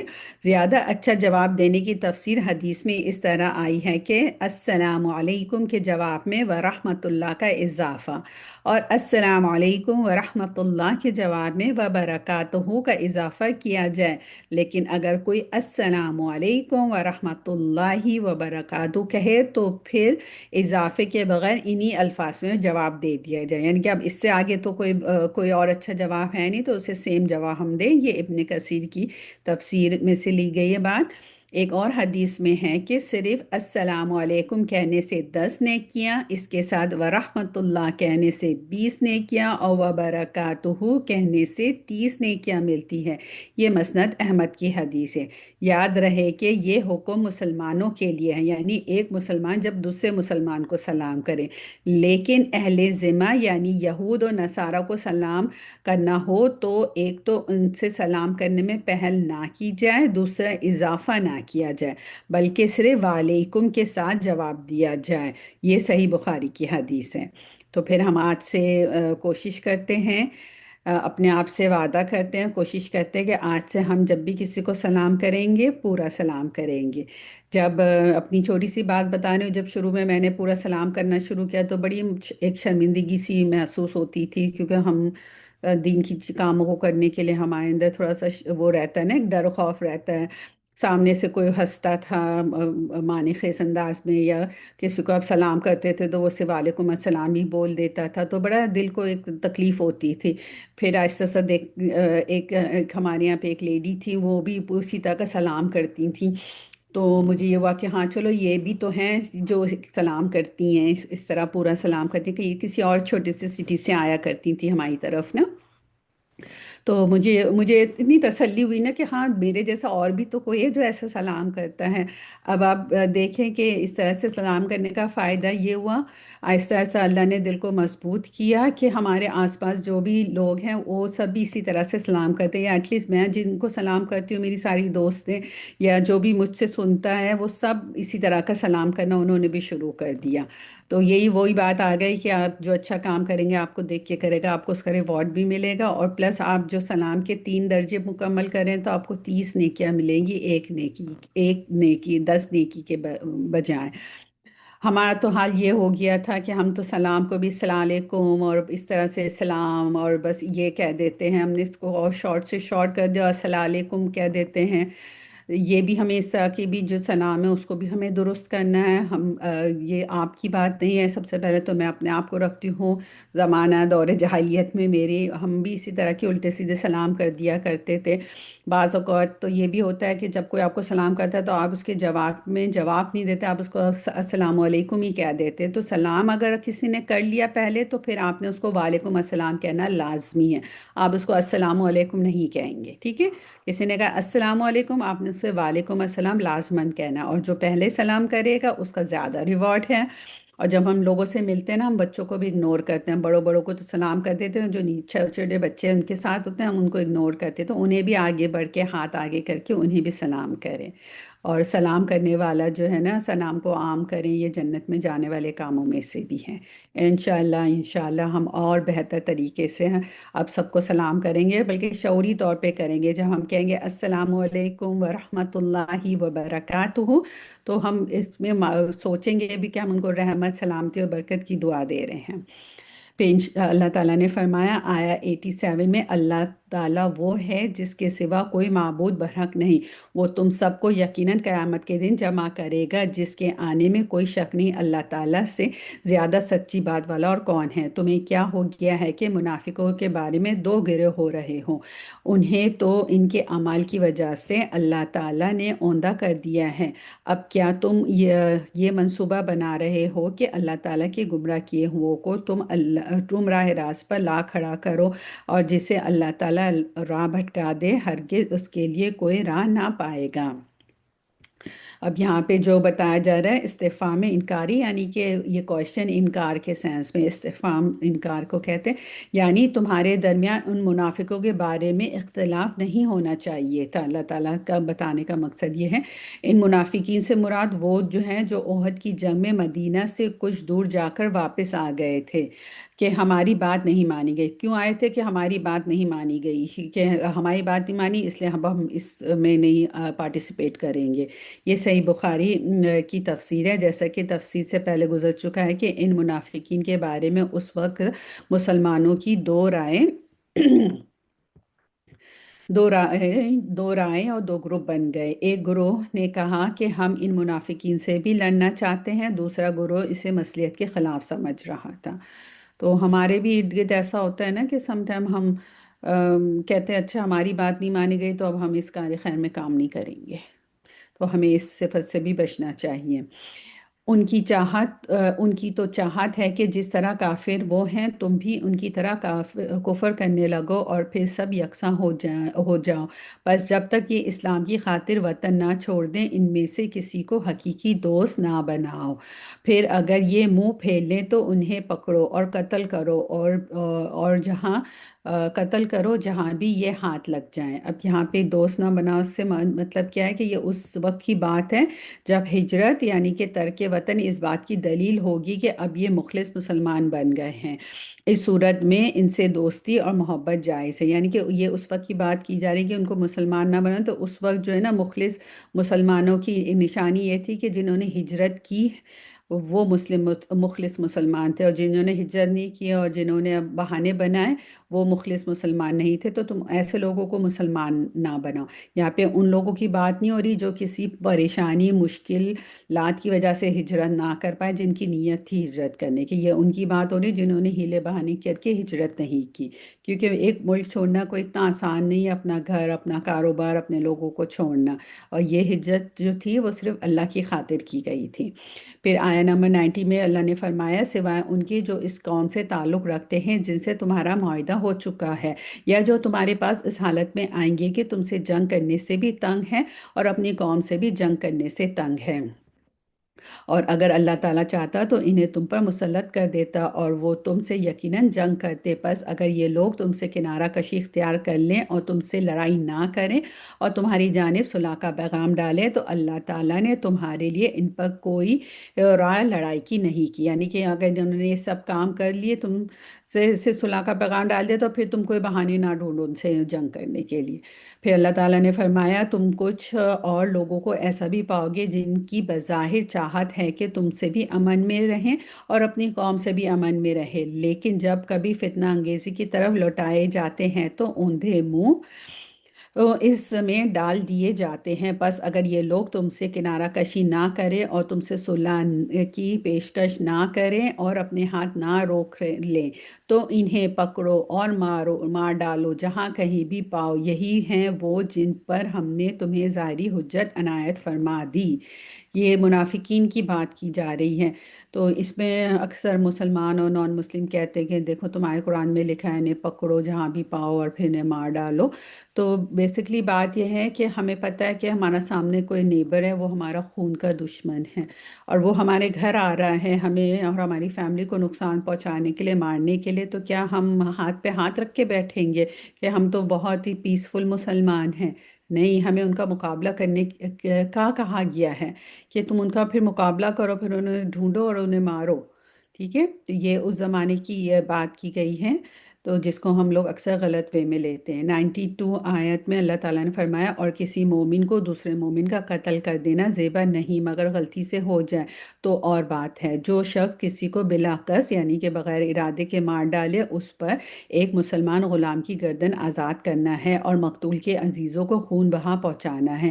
ہاں یہ اور بات ہے کہ وہ بطور صدقہ معاف کر دیں، اور اگر مقتول تمہاری دشمن قوم کا ہو اور وہ مسلمان تو صرف ایک مومن غلام کی گردن آزاد کرنی لازمی ہے، اور اگر مقتول اس قوم سے ہو کہ تم میں اور ان میں عہد و پیما ہے تو خون بہا لازم ہے جو اس کے کنبے والے کو پہنچایا جائے گا، اور ایک مسلمان غلام کا آزاد کرنا بھی ضروری ہے۔ پس جو نہ پائے اس کے ذمے 2 مہینے کے لگاتار روزے ہیں اللہ تعالیٰ سے بخشوانے کے لیے، اور اللہ تعالیٰ بخوبی جاننے والا اور حکمت والا ہے۔ یہاں پہ اللہ کی حکمت بتائی جا رہی ہے، کس کی؟ یہ قتل خطا کا، یہ قتل خطا کا جرمانہ بیان کیا جا رہا ہے کہ جو 2 چیزیں ہیں، ایک بطور کفارہ اور پھر استغفار، یعنی مسلمان غلام کی گردن آزاد کرنا، اور دوسری چیز بطور حقوق العباد کے ہیں اور وہ ہے دیت یعنی خون بہا۔ مقتول کے خون کے بدلے میں جو چیز مقتول کے وارثوں کو دی جاتی ہے وہ دیت کہلاتی ہے، اور دیت کے مقدار احادیث کی روح سے 100 اونٹ یا اس کے مساوی قیمت ہونا چاندی یا کرنسی کی شکل میں ہوگا۔ تو اگر آج کے زمانے میں کوئی دیت لیتا ہے تو اس کو لوگ کافی اس کو بھی طعنہ مارتے ہیں کہ دیکھو اس نے دیت لے لی، تو اس چیز کو بھی ہمیں سمجھنا چاہیے کہ یہ اللہ کا حکم ہے۔ پھر قتل خطا میں صرف دیت ہے، قصاص نہیں ہے۔ اس دیت کی مقدار 100 اونٹ ہے مگر معیار اتنا کڑا نہیں، یعنی کہ قتل خطا میں۔ علاوہ ازیں اس دیت کی قیمت سنن نبی داؤد کی حدیث کے مطابق 800 دینار یا 8000 درہم، اور ترمذی کی روایت میں 12000 درہم بتائی گئی ہے۔ اسی طرح حضرت عمر رضی اللہ تعالیٰ نے اپنے دور خلافت میں قیمت دیت میں کمی بیشی اور مختلف پیشوں والوں کے اعتبار سے اس کی مختلف نوعیتیں مقرر فرمائی ہیں، یعنی کہ جو انسان کا جو لیول ہے اس حساب سے فرمائی ہے، جس کا مطلب یہ ہے کہ اصل دیت 100 اونٹ کی بنیاد پر اس کی قیمت ہر دور کے اعتبار سے مقرر کی جائے گی۔ پھر فرمایا اور جو کوئی کسی مسلمان کو قصداً قتل کر ڈالے یعنی کہ انٹینشنلی قتل کر ڈالے، اس کی سزا دوزخ ہے جس میں وہ ہمیشہ رہے گا، اس پر اللہ تعالیٰ کا غضب ہے، اسے اللہ تعالیٰ نے لعنت کی اور اس کے لیے بڑا عذاب تیار کر رکھا ہے، اور آج کے دور میں ہم دیکھتے ہیں کہ لوگ کتنے قتل جو ہے وہ جانتے بوجھتے ایک پلان کے تحت کر رہے ہوتے ہیں۔ اللہ تعالیٰ سب کو اپنی حفاظت میں فرمائے، دوزخ سے بچائے۔ اے مسلمان، اے ایمان والو، جب تم اللہ کی راہ میں جا رہے ہو تو تحقیق کر لیا کرو، اور جو تم سے سلام علیہ کرے اس سے یہ نہ کہہ دو کہ تو ایمان والا نہیں۔ تم دنیاوی زندگی کے اسباب کی تلاش میں ہو تو اللہ تعالیٰ کے پاس بہت سی غنیمتیں ہیں۔ پہلے تم بھی ایسے ہی تھے، پھر اللہ تعالیٰ نے تم پر احسان کیا، لہٰذا تم ضروری تحقیق و تفتیش کر لیا کرو۔ بے شک اللہ تعالیٰ تمہارے اعمال سے باخبر ہے۔ اب یہ جو حدیث، یہ جو قرآن کی آیت ہے، اس میں ایک حدیث سے پتہ چلتا ہے کہ بعض صحابہ کسی علاقے سے گزرے جہاں ایک چرواہا بکریاں چڑھا رہا تھا۔ مسلمانوں کو دیکھ کر چرواہا نے سلام کیا۔ بعض صحابہ نے سمجھا کہ شاید وہ جان بچانے کے لیے اپنے آپ کو مسلمان ظاہر کرا، چنانچہ انہوں نے بغیر تحقیق اسے قتل کر ڈالا اور بکریاں بطور مال غنیمت لے کر حضور کریم صلی اللہ علیہ وسلم کی خدمت میں حاضر ہو گئے، جس پر یہ آیت نازل بھی۔ صحیح بخاری کی حدیث ہے۔ بعض روایت میں آتا ہے کہ نبی کریم صلی اللہ علیہ وسلم نے یہ بھی فرمایا کہ مکہ میں پہلے تم بھی اس چرواہے کی طرح اپنے ایمان کو چھپانے پہ مجبور تھے۔ مطلب یہ ہے کہ اس قتل کا کوئی جواز نہیں تھا جو تم نے قتل یعنی کہ کیا۔ یہ صحیح بخاری کی حدیث ہے۔ مطلب اس میں بڑا برا سمجھا جاتا تھا کہ کوئی بغیر تحقیق کے کسی کو مار دے اگر کسی نے سلام کیا۔ کہ پہلے ایک واقعہ وہ بھی تھا نا کہ جنگ کے دوران بھی لوگ کہتے سلام کہہ دیتے تھے تو صحابہ جو تھے وہ ان کو مار دیتے تھے کہ اس نے موت کی درد سے کہہ دیا۔ تو رسول کریم صلی اللہ علیہ وسلم کی ایک حدیث کا مفہوم بھی ہے نا کہ کیا تم نے، مطلب وہ بہت ناراضگی کا انہوں نے اظہار کیا، انہوں نے کہا کہ کیا تم نے اس کے دل کے اندر جھانک کے دیکھا تھا کہ وہ واقعی مسلمان ہے یا نہیں۔ تو اس لیے ہمیں بھی چاہیے کہ ہم ہمیشہ ہر معاملے میں ظاہر پہ معاملہ کریں، ٹھیک ہے۔ اپنی جانوں اور مالوں سے اللہ کی راہ میں جہاد کرنے والے مومن اور بغیر عذر کے بیٹھ رہنے والے مومن برابر نہیں۔ اپنے مال اور اپنی جان سے جہاد کرنے والوں کو بیٹھ رہنے والوں پر اللہ تعالیٰ نے درجوں میں بہت فضیلت دے رکھی ہے، اور یوں تو اللہ تعالیٰ نے ہر ایک کو خوبی اور اچھائی کا وعدہ دیا ہے، لیکن مجاہدین کو بیٹھ رہنے والوں پر بہت بڑے اجر کی فضیلت دے رکھی ہے، اپنی طرف سے مرتبے کی بھی اور بخشش کی بھی اور رحمت کی بھی، اور اللہ تعالیٰ بخشنے والا اور رحم کرنے والا ہے۔ اب یہاں پہ ان لوگوں کی بات ہو رہی ہے جو گھر میں بیٹھے رہتے ہیں اور جو جہاد کرتے ہیں۔ جب یہ آیت نازل ہوئی کہ اللہ کی راہ میں جہاد کرنے والوں اور گھر بیٹھے رہنے والوں والے برابر نہیں، تو حضرت عبداللہ ابن مکتوم رضی اللہ تعالیٰ عنہ جو نابینا صحابی تھے، یعنی یہ بلائنڈ صحابی تھے، ان کو نظر نہیں آتا تھا، انہیں بہت فکر بھی جب اللہ تعالیٰ نے یہ آیت نازل کی تو انہوں نے عرض کیا کہ ہم تو معذور ہیں جس کی وجہ سے ہم جہاد میں حصہ لینے سے محروم ہیں۔ مطلب یہ ہے کہ گھر میں بیٹھ رہنے والوں کی رہنے کی وجہ سے جہاد میں حصہ لینے والوں کے برابر ہم اجر ثواب حاصل نہیں کر سکیں گے۔ حالانکہ ہمارا گھر میں بیٹھ رہنا بطور شوق یا جان کی حفاظت کے لیے نہیں بلکہ شرعی عذر کی وجہ سے ہے۔ اس پر اللہ تعالیٰ نے غیر اولِ الضرر، بغیر عذر کے کا استثناء نازل فرمایا۔ پھر بعد میں اللہ تعالیٰ نے اس آیت میں اس ورڈ کا اضافہ کیا۔ ابن مکتوم کی بات سن کے اللہ تعالیٰ نے اس میں یہ دو ورڈ کا اضافہ کیا کہ بغیر عذر کے جو لوگ بیٹھے رہتے ہیں ان کے بارے میں بتایا، یعنی عذر کے ساتھ بیٹھے رہنے والے مجاہدین کے ساتھ اجر میں برابر کے شریک ہیں، کیونکہ ان کو اذن نے روکے رکھا ہے۔ صحیح بخاری کی حدیث ہے۔ کتنی خوبصورت بات ہے کہ جن کی نیت ہے، اب ہم یہاں دیکھتے ہیں کہ نیت کا معاملہ بتایا جا رہا ہے کہ ان کی نیت ہے جہاد میں جانے کی، لیکن کوئی مجبوری کی وجہ سے وہ بیٹھے ہوئے ہیں تو انہیں بھی اتنا ہی ثواب ملے گا۔ سبحان اللہ۔ بے شک جو لوگ اپنی جانوں پر ظلم کرنے والے ہیں، جب فرشتے ان کی روح قبض کرتے ہیں تو پوچھتے ہیں کہ کس حال میں تھے تم، کس حال میں تھے؟ یہ جواب دیتے ہیں کہ ہم اپنی جگہ کمزور اور مغلوب تھے۔ فرشتے کہتے ہیں کیا اللہ کی زمین کشادہ نہ تھی کہ تم ہجرت کر جاتے؟ یہی لوگ ہیں جن کا ٹھکانہ دوزخ ہے اور وہ پہنچنے کی بری جگہ۔ یہ وہی بات ہوگی کہ جو ہجرت نہیں کر رہے تھے اور بہانے سے رکے ہوئے تھے، تو جب وہ مریں گے تو فرشتے ان سے یہی بات کہیں گے کہ اللہ کی زمین بڑی نہیں تھی کہ تم وہاں پہ جا سکتے تھے، تم کیوں نہیں گئے؟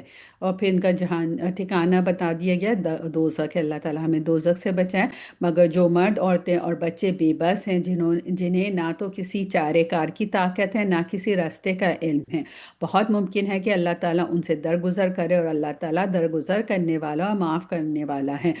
اور جو کوئی اللہ کی راہ میں وطن کو چھوڑے گا وہ زمین میں بہت سی قیام کی جگہ بھی پائے گا، یعنی جو اللہ کے لیے ہجرت کرے گا اللہ اس کے لیے بہت ساری چیزیں آگے آسان کرے گا اور اس کو بہت کامیابی عطا فرمائے گا اور کشادگی بھی عطا فرمائے گا۔ اور جو کوئی اپنے گھر سے اللہ کی راہ اور اس کے رسول صلی اللہ علیہ وسلم کی طرف نکل کھڑا ہوا پھر اسے موت نے آ پکڑا تو بھی یقیناً اس کا اجر اللہ کے ذمہ ہے، اللہ کے ذمہ ثابت ہے، اور اللہ تعالیٰ بڑے بخشنے والا اور مہربان ہے۔ اس کا مطلب یہ ہے کہ اگر کوئی نکلا ہے جہاد کے لیے فار ایگزامپل نکلا یا ہجرت کے لیے نکلا ہے، لیکن ابھی تک اس نے جہاد میں شریک نہیں ہوا یا ہجرت اس کی مکمل ہوئی نہیں، اس کو رستے میں ہی موت آ گئی، تو اللہ تعالیٰ اسٹل اس کو اس کے نیت پہ اس کو اجر دے گا، جبکہ اس نے ابھی اس پہ پارٹیسپیٹ بھی نہیں کیا۔ سبحان اللہ۔ اور جب تم سفر میں جا رہے ہو تو تم پر نمازوں کے قصر کرنے پر کوئی گناہ نہیں، اگر تمہیں ڈر ہو کہ کافر تمہیں ستائیں گے، یقیناً کافر تمہارے کھلے دشمن ہیں۔ اب یہاں پہ کیا بات ہو رہی ہے؟ اس میں سفر میں نماز قصر کرنے کی اجازت دی جا رہی ہے یہاں پر، اور بعض صحابہ کے ذہن میں یہ اشکال آیا کہ اب تو امن ہے، ہمیں سفر میں نماز قصر نہیں کرنی چاہیے، تو نبی کریم صلی اللہ علیہ وسلم نے فرمایا یہ اللہ کی طرف سے تمہارے لیے صدقہ ہے، اس صدقے کو قبول کرو۔ مسند احمد کی حدیث ہے۔ آج کے دور میں ہم بھی یہ سوچتے ہیں نا کہ اب تو امن ہے، ہم کیوں قصر کریں نا، ہم پوری نماز پڑھ سکتے تو کیوں نہ پڑھیں۔ کتنی پیاری حدیث ہے، اس کو یاد کر لیں کہ اگر خود ذہن میں آئے یا کوئی آپ سے کہیں تو آپ یہ بتائیے کہ اللہ کی طرف سے یہ تمہارے پہ صدقہ ہے، اس صدقے کو قبول کر لو۔ یہ مسند احمد کی حدیث ہے۔ اور جب تم ان میں سے ہو اور ان کے لیے نماز کھڑی کرو تو چاہے کہ ان کی ایک جماعت تمہارے ساتھ اپنے ہتھیار لیے کھڑی ہو، پھر جب یہ سجدہ کر چکے تو یہ ہٹ کر تمہارے پیچھے آ جائیں، اور دوسری جماعت جس نے نماز نہیں پڑھی وہ آ جائے اور اور تیرے ساتھ نماز ادا کرے اور اپنا بچاؤ اور اپنے ہتھیار لیے رہے۔ کافر چاہتے ہیں کہ کسی طرح تم اپنے ہتھیاروں اور اپنے سامان سے بے خبر ہو جاؤ تو تم پر اچانک دھاوا بول دے۔ ہاں، اپنے ہتھیار اتار رکھنے میں اس وقت تم پر کوئی گناہ نہیں جبکہ تمہیں تکلیف ہو بوجہ بارش کے یا سبب بیمار ہو جانے کے، اور اپنے بچاؤ کی چیزیں ساتھ لیے رہو، یقیناً اللہ تعالیٰ نے منکروں کے لیے ذلت کی مار تیار کر رکھی ہے۔ اب یہاں پہ جو ہے صلاۃ الخوف کا طریقہ بتایا جا رہا ہے۔ اس آیت میں صلاۃ الخوف کی اجازت بلکہ حکم دیا جا رہا ہے۔ صلاۃ الخوف کے معنی ہے خوف کی نماز۔ یہ اس وقت مشروع ہے جب مسلمان اور کافر فوجی ایک دوسرے کے مقابلے جنگ کے لیے تیار کھڑی ہوں، اور ایک لمحے کی بھی غفلت مسلمانوں کے لیے سخت خطرناک ثابت ہو سکتی ہے۔ ایسے حالات میں اگر نماز کا وقت ہو جائے تو صلاۃ الخوف پڑھنے کا حکم ہے، جس کی مختلف صورتیں ہیں، یعنی کہ صلاۃ الخوف کے ڈیفرنٹ طریقے جو ہمیں اس تفسیر میں بتائے جائیں گے۔ مثلاً فوج دو حصوں میں تقسیم ہو گئی، ایک حصہ دشمن کے مقابل کھڑا رہا تاکہ کافروں کو حملہ کرنے کی جسارت نہ ہو، اور ایک حصے نے آ کر نبی کریم صلی اللہ علیہ وسلم کے پیچھے نماز پڑھی۔ جب یہ حصہ نماز سے فارغ ہو گیا، یعنی پہلا گروپ، تو پہلے کی جگہ مورچہ زن ہو گیا، اور مورچہ زن حصہ نماز کے لیے آ گیا، یعنی کہ جو پہلے پروٹیکشن کے لیے کھڑا تھا اب وہ آ جائے گا، اور جو نماز سے فارغ ہو گئے وہ ان کی جگہ پہ ڈیوٹی کرے گا۔ پھر ایک اور طریقہ بتایا، بعض روایت میں آتا ہے کہ آپ صلی اللہ علیہ وسلم نے دونوں حصوں کو ایک ایک رکعت نماز پڑھائی، اس طرح آپ صلی اللہ علیہ وسلم کی 2 رکعتیں اور باقی فوجوں کی ایک ایک رکعت، یعنی کہ ایک رکعت پڑھ کے وہ چلے گئے، رسول اکرم صلی اللہ علیہ وسلم وہیں کھڑے رہے، اور جو دوسرے جو تھے انہوں نے آ کے دوسری رکعت پڑھی۔ بعض میں آتا ہے کہ 2 2 رکعتیں پڑھائیں، اس طرح آپ صلی اللہ علیہ وسلم کی 4 رکعتیں اور فوجوں کی 2 2 رکعتیں بھی، یہ اسی طرح سے ہو گیا کہ رسول اللہ صلی اللہ علیہ وسلم اسٹل کھڑے رہے ہیں، انہوں نے کی 4 ہوئی اور باقیوں کی 2 2۔ بعض میں آتا ہے کہ 1 رکعت پڑھ کر اتحیات کی طرح بیٹھے رہے، فوجوں نے کھڑے ہو کر اپنے طور پہ 1 رکعت اور پڑھ کر 2 رکعت پوری کی اور دشمن کے سامنے جا کر ڈٹ گئے۔ دوسرے حصے نے آ کر نبی کریم صلی اللہ علیہ وسلم کے پیچھے نماز پڑھی، آپ صلی اللہ علیہ وسلم نے انہیں بھی 1 رکعت پڑھائی اور اتحیات میں بیٹھ گئے اور اس وقت تک بیٹھے رہے جب تک کہ فوجوں نے دوسری رکعت پوری نہیں کر لی، پھر ان کے ساتھ آپ صلی اللہ علیہ وسلم نے سلام پھیر دیا۔ اس طرح آپ صلی اللہ علیہ وسلم کی بھی 2 رکعت اور فوج کے دونوں حصوں کی بھی 2 2 رکعتیں ہوئیں۔ تو اس کو پڑھ کے آپ کو یہ نہیں لگتا کہ نماز کی کتنی بڑی فضیلت بتائی گئی، کہ نماز تو کسی حالت میں ہمیں چھوڑنی ہی نہیں ہے، किसी भी हालत में। अब देखिए जंग का समय है, जंग हो रही है, और उसमें भी रसूल नमाज पढ़ा रहे हैं, वो भी जमात के साथ नमाज पढ़ाई जा रही है। तो हम ये देखें, और खौफ की हालत में एक जगह ये भी आया कुरान में, उसका मफहूम है कि चलते चलते भी आप नमाज पढ़ लो। तो इससे नमाज की अहमियत पता चलती है कि किसी सूरत में बुखार आ गया, हम कहते हैं चलो हमारी तो हिम्मत नहीं, नमाज नहीं पढ़े, खड़े होके नहीं पढ़ सकते, बैठ के पढ़े, बैठ के नहीं तो लेट के पढ़े, लेट के नहीं पढ़ सकते इशारों में पढ़े, लेकिन 5 वक्त की नमाज जो है वो उसके मुकर्रर वक्त पे पढ़नी है। अब आगे हम देखते हैं उसके मुकर्रर वक्त से क्या मतलब है।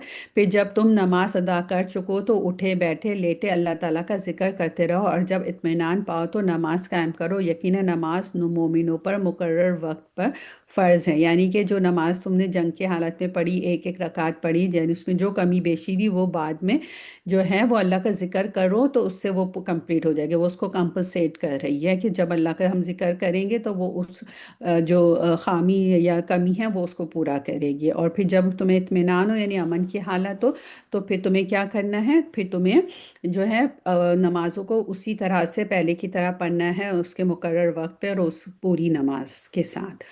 और इन लोगों का पीछा करने से हारे दिल होकर बैठ ना रहो। अगर तुम्हें बेआरामी होती है तो उन्हें भी तुम्हारी तरह बेआरामी होती है, और तुम अल्लाह से वो उम्मीद रखते हो जो उम्मीद उन्हें नहीं, और अल्लाह ताला दाना और हकीम है। इसका मतलब यह है कि जब जंग करते हैं तो तुम भी जख्मी होते हो, तुम्हारे भी लोग मारे जाते हैं, तुम्हें भी तकलीफ होती है, इस तरह से उनके भी तो लोग मरते हैं ना, उन्हें भी तकलीफ होती है, वो भी जख्मी होते हैं।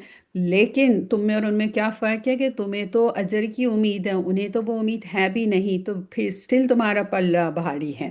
तो तुम्हें हमेशा अजर की उम्मीद के साथ हर नेक काम करना चाहिए, इसका मतलब है। यकीनन हमने तुम्हारी तरफ हक के साथ अपनी किताब नाजिल फरमाई है ताकि तुम लोगों में इस चीज़ के मुताबिक फ़ैसला करो जिससे अल्लाह ने तुम्हें शनासा किया है, और ख़यानत करने वालों के हिमायती ना बनो। इन आयत यानी 105 से 150 तक के शान नज़ुल में बताया गया है कि अंसार के कबीले बनु ज़फ़र में एक शख्स तामा या बशीर इब्ने अबरीक ने एक अंसारी की ज़रा चुरा ली। जब इसका चर्चा हुआ और उसको अपनी चोरी के बेनकाब होने का ख़तरा महसूस हुआ तो उसने वो ज़रा एक यहूदी के घर फेंक दी, और बनु ज़फ़र के कुछ आदमियों के साथ को लेकर नबी करीम सल्लल्लाहु अलैहि वसल्लम की खिदमत में हाजिर हुआ। यानी ये अंसारी था, उसने ज़रा चुराया, जब उसको लगा कि अब ये मेरा पोल खुलने वाला है तो उसने किसी यहूदी के घर फेंक के उस पर इल्ज़ाम लगा दिया। फिर इन सब ने कहा कि ज़रा चोरी करने वाला फला यहूदी है। यहूदी नबी करीम सल्लल्लाहु अलैहि वसल्लम की खिदमत में हाजिर हुआ और उसने कहा कि बनी अब्रिक ने ज़रा चोरी करके मेरे घर फेंक दी है। बनु ज़फ़र और बनु अब्रिक यानी तमा या बशीर जो भी नाम था, होशियार लोग थे, और होशियार थे, और नबी करीम सल्लल्लाहु अलैहि वसल्लम को बावर कराते रहे कि चोरी यहूद ने ही की है। यानी बार बार उनको यही कहते रहे कि हमने तो चोरी नहीं की, यहूद नहीं की। नबी करीम सल्लल्लाहु अलैहि वसल्लम भी उनकी चिकनी चुपड़ी बातों से मुतासिर हो गए, और करीब था कि इस अंसार को चोरी के इल्ज़ाम से बरी करके यहूद पर चोरी की फर्द आयद कर देते कि अल्लाह ताला ने ये आयत नाजिल फरमा दी, जिससे एक बात ये मालूम होती है कि नबी करीम सल्लल्लाहु अलैहि वसल्लम भी बहैसियत एक इंसान गलत फहमी में पड़ सकते हैं, क्योंकि वो इंसान है, वो कोई आलम गैब नहीं है ना। दूसरी बात यह कि मालूम होती है कि आप सल्लम आलम गैब नहीं, यानी कि उन्हें गैब की बातों का इल्म नहीं था, वरना आप सल्लम पर फ़ौरन सूरत हाल वाज़े हो जाती। तीसरी बात ये मालूम होती है कि अल्लाह ताला अपने पैगम्बरों की हिफाजत फरमाता है, और अगर कभी हक पोशीदा रह जाने और इससे इधर उधर हो जाने का मरहला आ जाए तो फ़ौरन अल्लाह ताला उसे पुतना यानी कि अलर्ट फरमा देता है और इसकी इस्लाह फरमा देता है। ये अल्लाह की कितनी बड़ी मेहरबानी है। रसूल अकरम सल्लल्लाहु अलैहि वसल्लम जो है वो शायद उस के यहूदी के ख़िलाफ़ गवाही के फ़ैसला कर देते, लेकिन अल्लाह ने उन्हें सेफ रखा। और अल्लाह ताला से बख्शिश मांगो, बेशक अल्लाह ताला बख्शने वाला और मेहरबान है। अल्लाह से बख्शिश मांगो यानी कि बग़ैर तहकीक किए आप सल्लल्लाहु अलैहि वसल्लम ने जो ख़यानत करने वाले की हिमायत की, यानी कि उस वक्त उन्होंने कर दी थी थोड़ी सी हिमायत, इस पर अल्लाह से मग़फ़िरत तलब करें। इससे मालूम हुआ कि फ़रीक़ैन में से जब किसी की बाबत पूरा यकीन ना हो कि वो हक़ पर हैं, इसकी हिमायत वकालत करना जायज़ नहीं। इस बात को नबी करीम सल्लल्लाहु अलैहि वसल्लम की एक हदीस में इस तरह बयान फरमाया, ख़बरदार मैं एक इंसान مسلمان ہی ہوں اور جس طرح میں سنتا ہوں اسی کی روشنی میں فیصلہ کرتا ہوں۔ ممکن ہے کہ ایک شخص اپنی دلیل و حجت پیش کرنے میں تیز تر اور ہوشیار ہو اور میں اس کی گفتگو سے متاثر ہو کر اس کے حق میں فیصلہ کر دوں، در حالانکہ وہ حق پر نہ ہو، اور اسی طرح میں دوسرے مسلمان کا حق اسے دے دوں۔ اسے یاد رکھنا چاہیے کہ یہ آگ کا ٹکڑا ہے، یہ اس کی مرضی ہے کہ اسے لے لے یا چھوڑ دے۔ صحیح بخاری۔ یعنی کہ رسول اللہ صلی اللہ علیہ وسلم نے لوگوں کو تنبیہ کر دیا کہ اگر کوئی ایسا کر رہا ہے، مجھے اس چیز کا احساس نہ ہو، میں اس کی باتوں میں آ جاؤں، یعنی کہ وہ اس کی دلائل اتنی مضبوط ہو، لیکن وہ انسان یہ سوچ لے کہ پھر وہ تو آنکھ کا جو ہے نا ٹکڑا اپنے پاس لے رہا ہے، یعنی کہ وہ جہنمیوں میں سے بن رہا ہے۔ اللہ تعالیٰ نے نبی کریم صلی اللہ علیہ وسلم کو بھی جیسے کہا کہ وہ بخشش مانگے، حالانکہ ان کا رتبہ کتنا بڑا تھا، تو ہماری بھی غلطی ہو تو ہم نے فوراً سے اپنی غلطی کے ساتھ ہی بخشش مانگ لینی ہے۔ اور ان کی طرف سے جھگڑا نہ کرو جو خود اپنی خیانت کرتے ہیں، یقیناً دغاباز گناہگار اللہ کو اچھا نہیں لگتا۔ وہ لوگوں سے تو چھپ جاتے ہیں لیکن اللہ تعالیٰ سے نہیں چھپ سکتے۔ وہ راتوں کے وقت جب کہ اللہ تعالیٰ کی ناپسندیدہ باتوں سے خفیہ مشورے کرتے ہیں، اسی وقت بھی اللہ تعالیٰ اس کے پاس ہوتا ہے اور وہ ان کے تمام اعمال کو گھیرے ہوئے ہیں۔ ہاں تو یہ وہ تم ہاں تو یہ ہو تم لوگ کہ دنیا میں تم نے ان کی حمایت کی، لیکن اللہ تعالیٰ کے سامنے قیامت کے دن ان کی حمایت کون کرے گا، اور وہ کون ہے جو اس کا وکیل بن کر کھڑا ہوگا؟ اور جو شخص کوئی برائی کرے یا اپنی جان پر ظلم کرے پھر اللہ سے استغفار کرے تو وہ اللہ کو بخشنے والا مہربان پائے گا۔ یہ بھی ون آف دا بہت ہی خوبصورت آیت ہے کہ اگر ہم نے کوئی برائی کر لی یا اپنی جان پہ ظلم کیا تو ہم فوراً سے استغفار کر لیں، نہ سوچے کہ ابھی تہجد کا وقت آئے گا جب میں استغفار کروں گی، یا جب میں حج پہ جاؤں گی یا عمرے پہ جاؤں گی جب میں اللہ سے استغفار کروں گی۔ جیسے ہی کوئی غلطی سرزد ہوئی فوراً سے استغفار کریں، کیونکہ اللہ نے فرمایا کہ وہ اسے جو ہے اللہ تعالیٰ اسے مطلب استغفار والا، مہربانی کرنے والا پائے گا، یعنی اللہ تعالیٰ اسے معاف فرما دے گا۔ اور جو گناہ کرتا ہے اس کا بوجھ اسی پر ہے، اور اسے بخوبی جاننے والا اور پوری حکمت والا ہے، اور اللہ بخوبی جاننے والا اور پوری حکمت والا ہے۔ اور جو شخص کوئی گناہ یا خطا کرے کسی بے گناہ کے ذمے تھوپ دے، یعنی گناہ کر کے کسی بے گناہ کے ذمے تھوپ دے، اس نے بڑا بہتان اٹھایا اور کھلا گناہ کیا۔ اور اگر اللہ کا فضل اور رحمت تجھ پر نہ ہوتا تو ان کی ایک جماعت نے تجھے بہکانے کا قصد کر ہی لیا تھا، مگر دراصل یہ اپنے آپ کو ہی گمراہ کرتے ہیں، یہ تیرا کچھ نہیں بگاڑ سکتے۔ اللہ تعالیٰ نے تجھ پر کتاب و حکمت اتاری ہے اور تجھے وہ سکھایا ہے جو تو نہیں جانتا تھا، اور اللہ تعالیٰ کا تجھ پر بڑا بھاری فضل ہے۔ اللہ ہمیں بھی اپنے فضل سے نوازے۔ ان کے اکثر خفیہ مشوروں میں کوئی خیر نہیں، ہاں بھلائی اس کے مشورے میں ہے جو خیرات کا یا نیکی بات کا یا لوگوں میں صلح کرانے کا حکم دے۔ اور جو شخص صرف اللہ تعالیٰ کی رضا حاصل کرنے کے لیے ارادے سے کام کرے اسے ہم یقیناً بہت بڑا ثواب دیں گے۔ یعنی اس کا مطلب ہے کہ خفیہ جو مشورے ہوتے ہیں اللہ نے بتایا اس میں کوئی بھی بھلائی کی بات نہیں، لیکن خفیہ مشورے آپ اس وقت ضرور کر سکتے ہیں، اس کی اجازت ہے جب کوئی آپ بھلائی کا کام کر رہے ہوں، کسی کی خیرات کی بات ہو یا کسی کو صلح کرانے کے لیے، تو ان صورتوں میں آپ خفیہ مطلب آہستہ آہستہ بات کر سکتے ہیں، لیکن اس کے علاوہ آپ کو اجازت نہیں ہے۔ پھر اللہ نے فرمایا آیا نمبر 115 میں، اور جو شخص باوجود راہ ہدایت کے واضح ہو جانے کے بھی رسول کریم صلی اللہ علیہ وسلم کا خلاف کرے اور تمام مومنوں کی راہ چھوڑ کر چلے، ہم اسے ادھر ہی متوجہ کر دیں گے جدھر وہ خود متوجہ ہو، اور دوزخ میں ڈال دیں گے، اور وہ پہنچنے کی بہت ہی بری جگہ ہے۔ اسے اللہ تعالیٰ قصداً نہ بخشے گا کہ اس کے ساتھ شریک مقرر کیا جائے۔ ہاں شرک کے علاوہ گناہ جس کے چاہے معاف فرما دے گا، اور اللہ کے ساتھ شریک کرنے والا بہت دور کی گمراہی میں پڑ جاتا ہے۔ دوبارہ سے شرک کی بات ہوئی کہ یہ بغیر توبہ کے معاف ہونے والا گناہ نہیں ہے۔ اللہ تعالیٰ ہمیں ہماری نسلوں کو، تمام امت مسلمہ کو شرک سے محفوظ رکھے۔ یہ تو اللہ تعالیٰ کو چھوڑ کر صرف عورتوں کو پکارتے ہیں، اور دراصل یہ صرف سرکش شیطان کو پوچھتے ہیں، یعنی اللہ کو چھوڑ کے عورتوں سے پکارتے ہیں۔ اس کے معنی ہے کہ جو لات، عزیٰ، یہ سارے جو بتوں کے نام تھے یہ سب عورتوں کے نام پہ رکھے گئے تھے انہوں نے۔ اور اس کے علاوہ جو ہے اکثر یہودی وہ یہ بھی کہتے تھے نا کہ جو فرشتے ہیں وہ اللہ کی بیٹیاں ہیں، تو یہ سب عورتوں کا ذکر یہاں پہ اسی سینس میں آیا ہے، جسے اللہ نے لعنت کی ہے اور اس کا بیڑا اٹھایا ہے کہ تیرے بندوں میں سے میں مقرر شدہ لے کر رہوں گا۔ یہ شیطان کی بات ہے، اللہ تعالیٰ ہمیں اللہ کی لعنت سے بچائے اور شیطان کے ہر کنڈوں سے بچائے۔ اور انہیں راہ سے بھٹکاتا رہوں گا اور باطل امیدیں دلاتا رہوں گا، اور انہیں سکھاؤں گا کہ جانوروں کے کان چیریں، اور ان سے کہوں گا کہ اللہ تعالیٰ کی بنائی ہوئی صورت کو بگاڑ دے۔ سنو، جو شخص اللہ کو چھوڑ کر شیطان کو اپنا رفیق بنائے گا وہ سری نقصان میں ڈوبے گا اور ڈوبے گا۔ وہ ان سے زبانی وعدہ کرتا رہے گا اور سبز باغ دکھاتا رہے گا، مگر یاد رکھو شیطان کے جو وعدے ان سے ہیں وہ سراسر فریب کاریاں۔ یہ سب شیطان کی کنورزیشن ہے، شیطان بتا رہا ہے کہ وہ کیسے کیسے انسان کو بہکائے گا، جیسے نسل خراب کرے گا یا اللہ کی ساخت کو بدل دے گا، اللہ نے جو مخلوق بنائے اس کو بدل دے گا۔ اس کے بہت سارے طریقے یہ ہیں کہ جیسے جیسے مرد عورت میں تبدیل ہو رہے ہیں آج کل، عورتیں مردوں میں تبدیل ہو رہی ہے، کہ یہ ساخت ہو گئی بھی، جانوروں کے کان کاٹنا، یہ اللہ کی تخلیق میں خلل ہے۔ پھر دوسرا یہ کہ جیسے جیسے آپ یہ دیکھ لیں، بہت قریب کی اگزامپل ہے کہ آج کل جو فروٹ ہیں وہ سیڈ لیس ہیں، جیسے جو واٹر میلن ہے وہ سیڈ لیس آ رہا ہے، اورنجز سیڈ لیس آ رہے ہیں۔ تو یہ کیا کیا انہوں نے بیسکلی اللہ کی تخلیق میں خلل ڈالا ہے۔ پلس ٹیٹو جو بنواتے ہیں، جو پرماننٹ ٹیٹو ہوتے ہیں، یہ سب چیزیں جو ہیں یہ شیطانی کاموں میں سے ہیں، کیونکہ شیطان تو ان سے پھر زبانی وعدے کرتا ہے نا، وہاں پہ جا کے قیامت کے دن تو وہ کہہ دے گا کہ میں نے تو صرف انہیں بتایا تھا، یہ تو خود میری طرف آئے تھے۔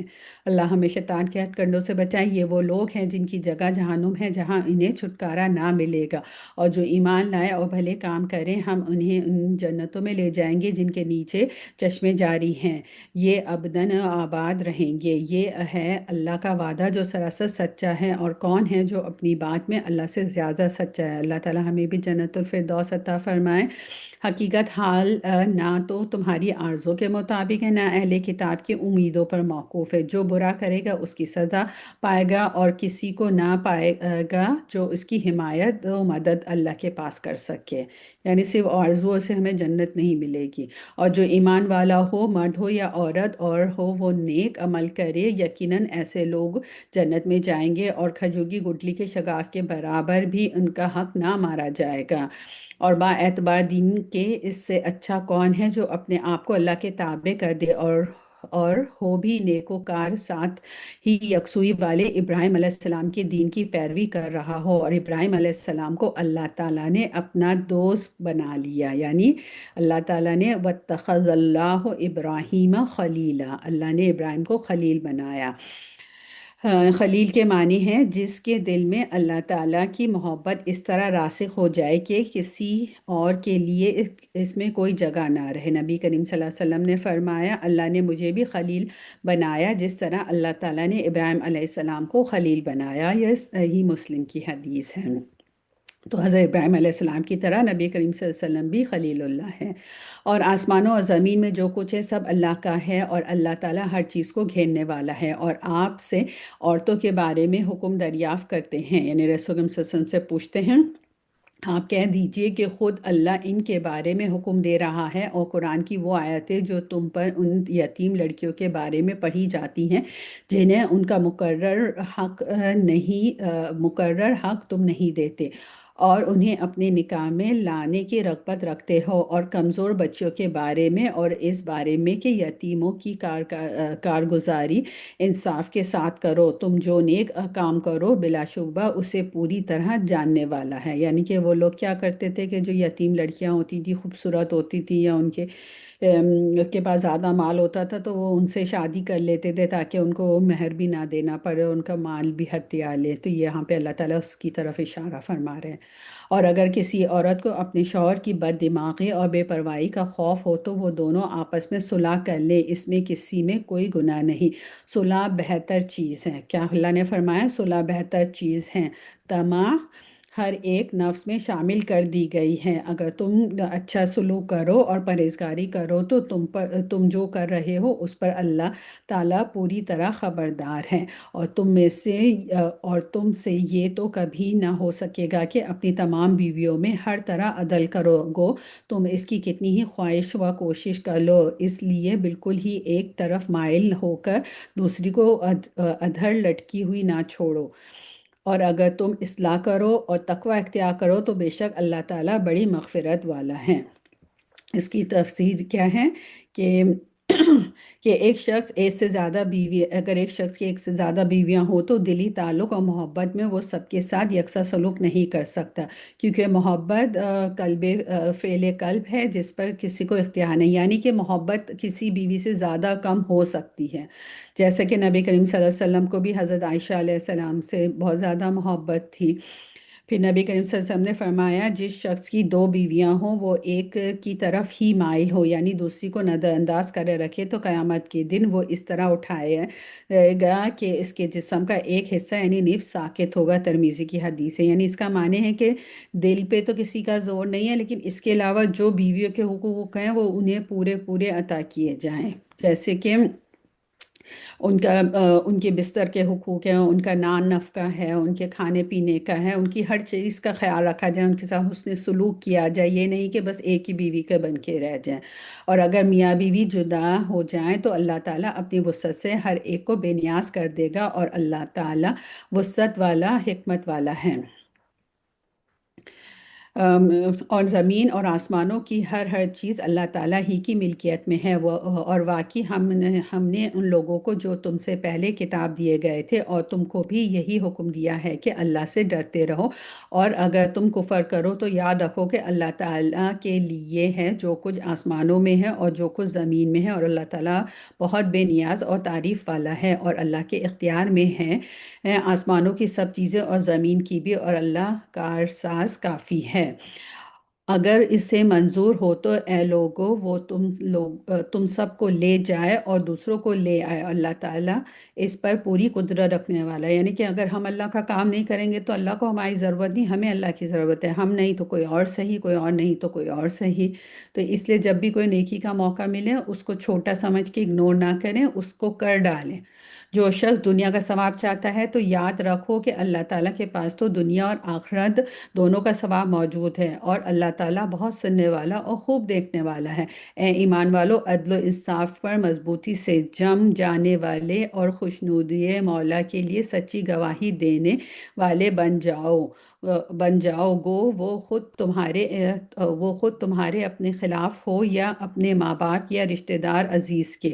وہ شخص اگر امیر ہو تو اور فقیر ہو، دونوں کے ساتھ اللہ کا ساتھ جو ہے وہ زیادہ مضبوط ہے، مطلب دونوں کے ساتھ اللہ کا زیادہ تعلق ہے، اس لیے تم خواہش نفس کے پیچھے پڑ کر انصاف نہ چھوڑ دو، اور اگر تم نے کچھ بیانی یا پہلو تہی کی تو جان رکھو کہ جو کچھ تم کرو گے اللہ تعالیٰ اس سے پوری طرح باخبر ہے، یعنی کہ اگر انصاف کرنے میں اگر تمہیں خود نقصان ہو رہا ہے یا تمہارے کسی عزیز رشتہ دار کو نقصان ہو رہا ہے، یا تم سوچو کہ یہ امیر ہے تو اس کو رعایت دی جائے، یہ غریب ہے تو بیچارہ کہاں سے پورا کرے گا، اس کو رعایت دی جائے، تو یہ سب ہم نے نہیں کرنا۔ انصاف ہے تو انصاف کرنا، اور نہ اس میں ہمیں یہ دیکھنا ہے کہ وہ غریب ہے تو نہ ہمیں اس کو رعایت دینی ہے، نہ وہ امیر ہے تو نہ ہمیں اسے رعایت دینی، نہ وہ ہمارے رشتہ دار ہے تو ہمیں اسے رعایت دینی ہے۔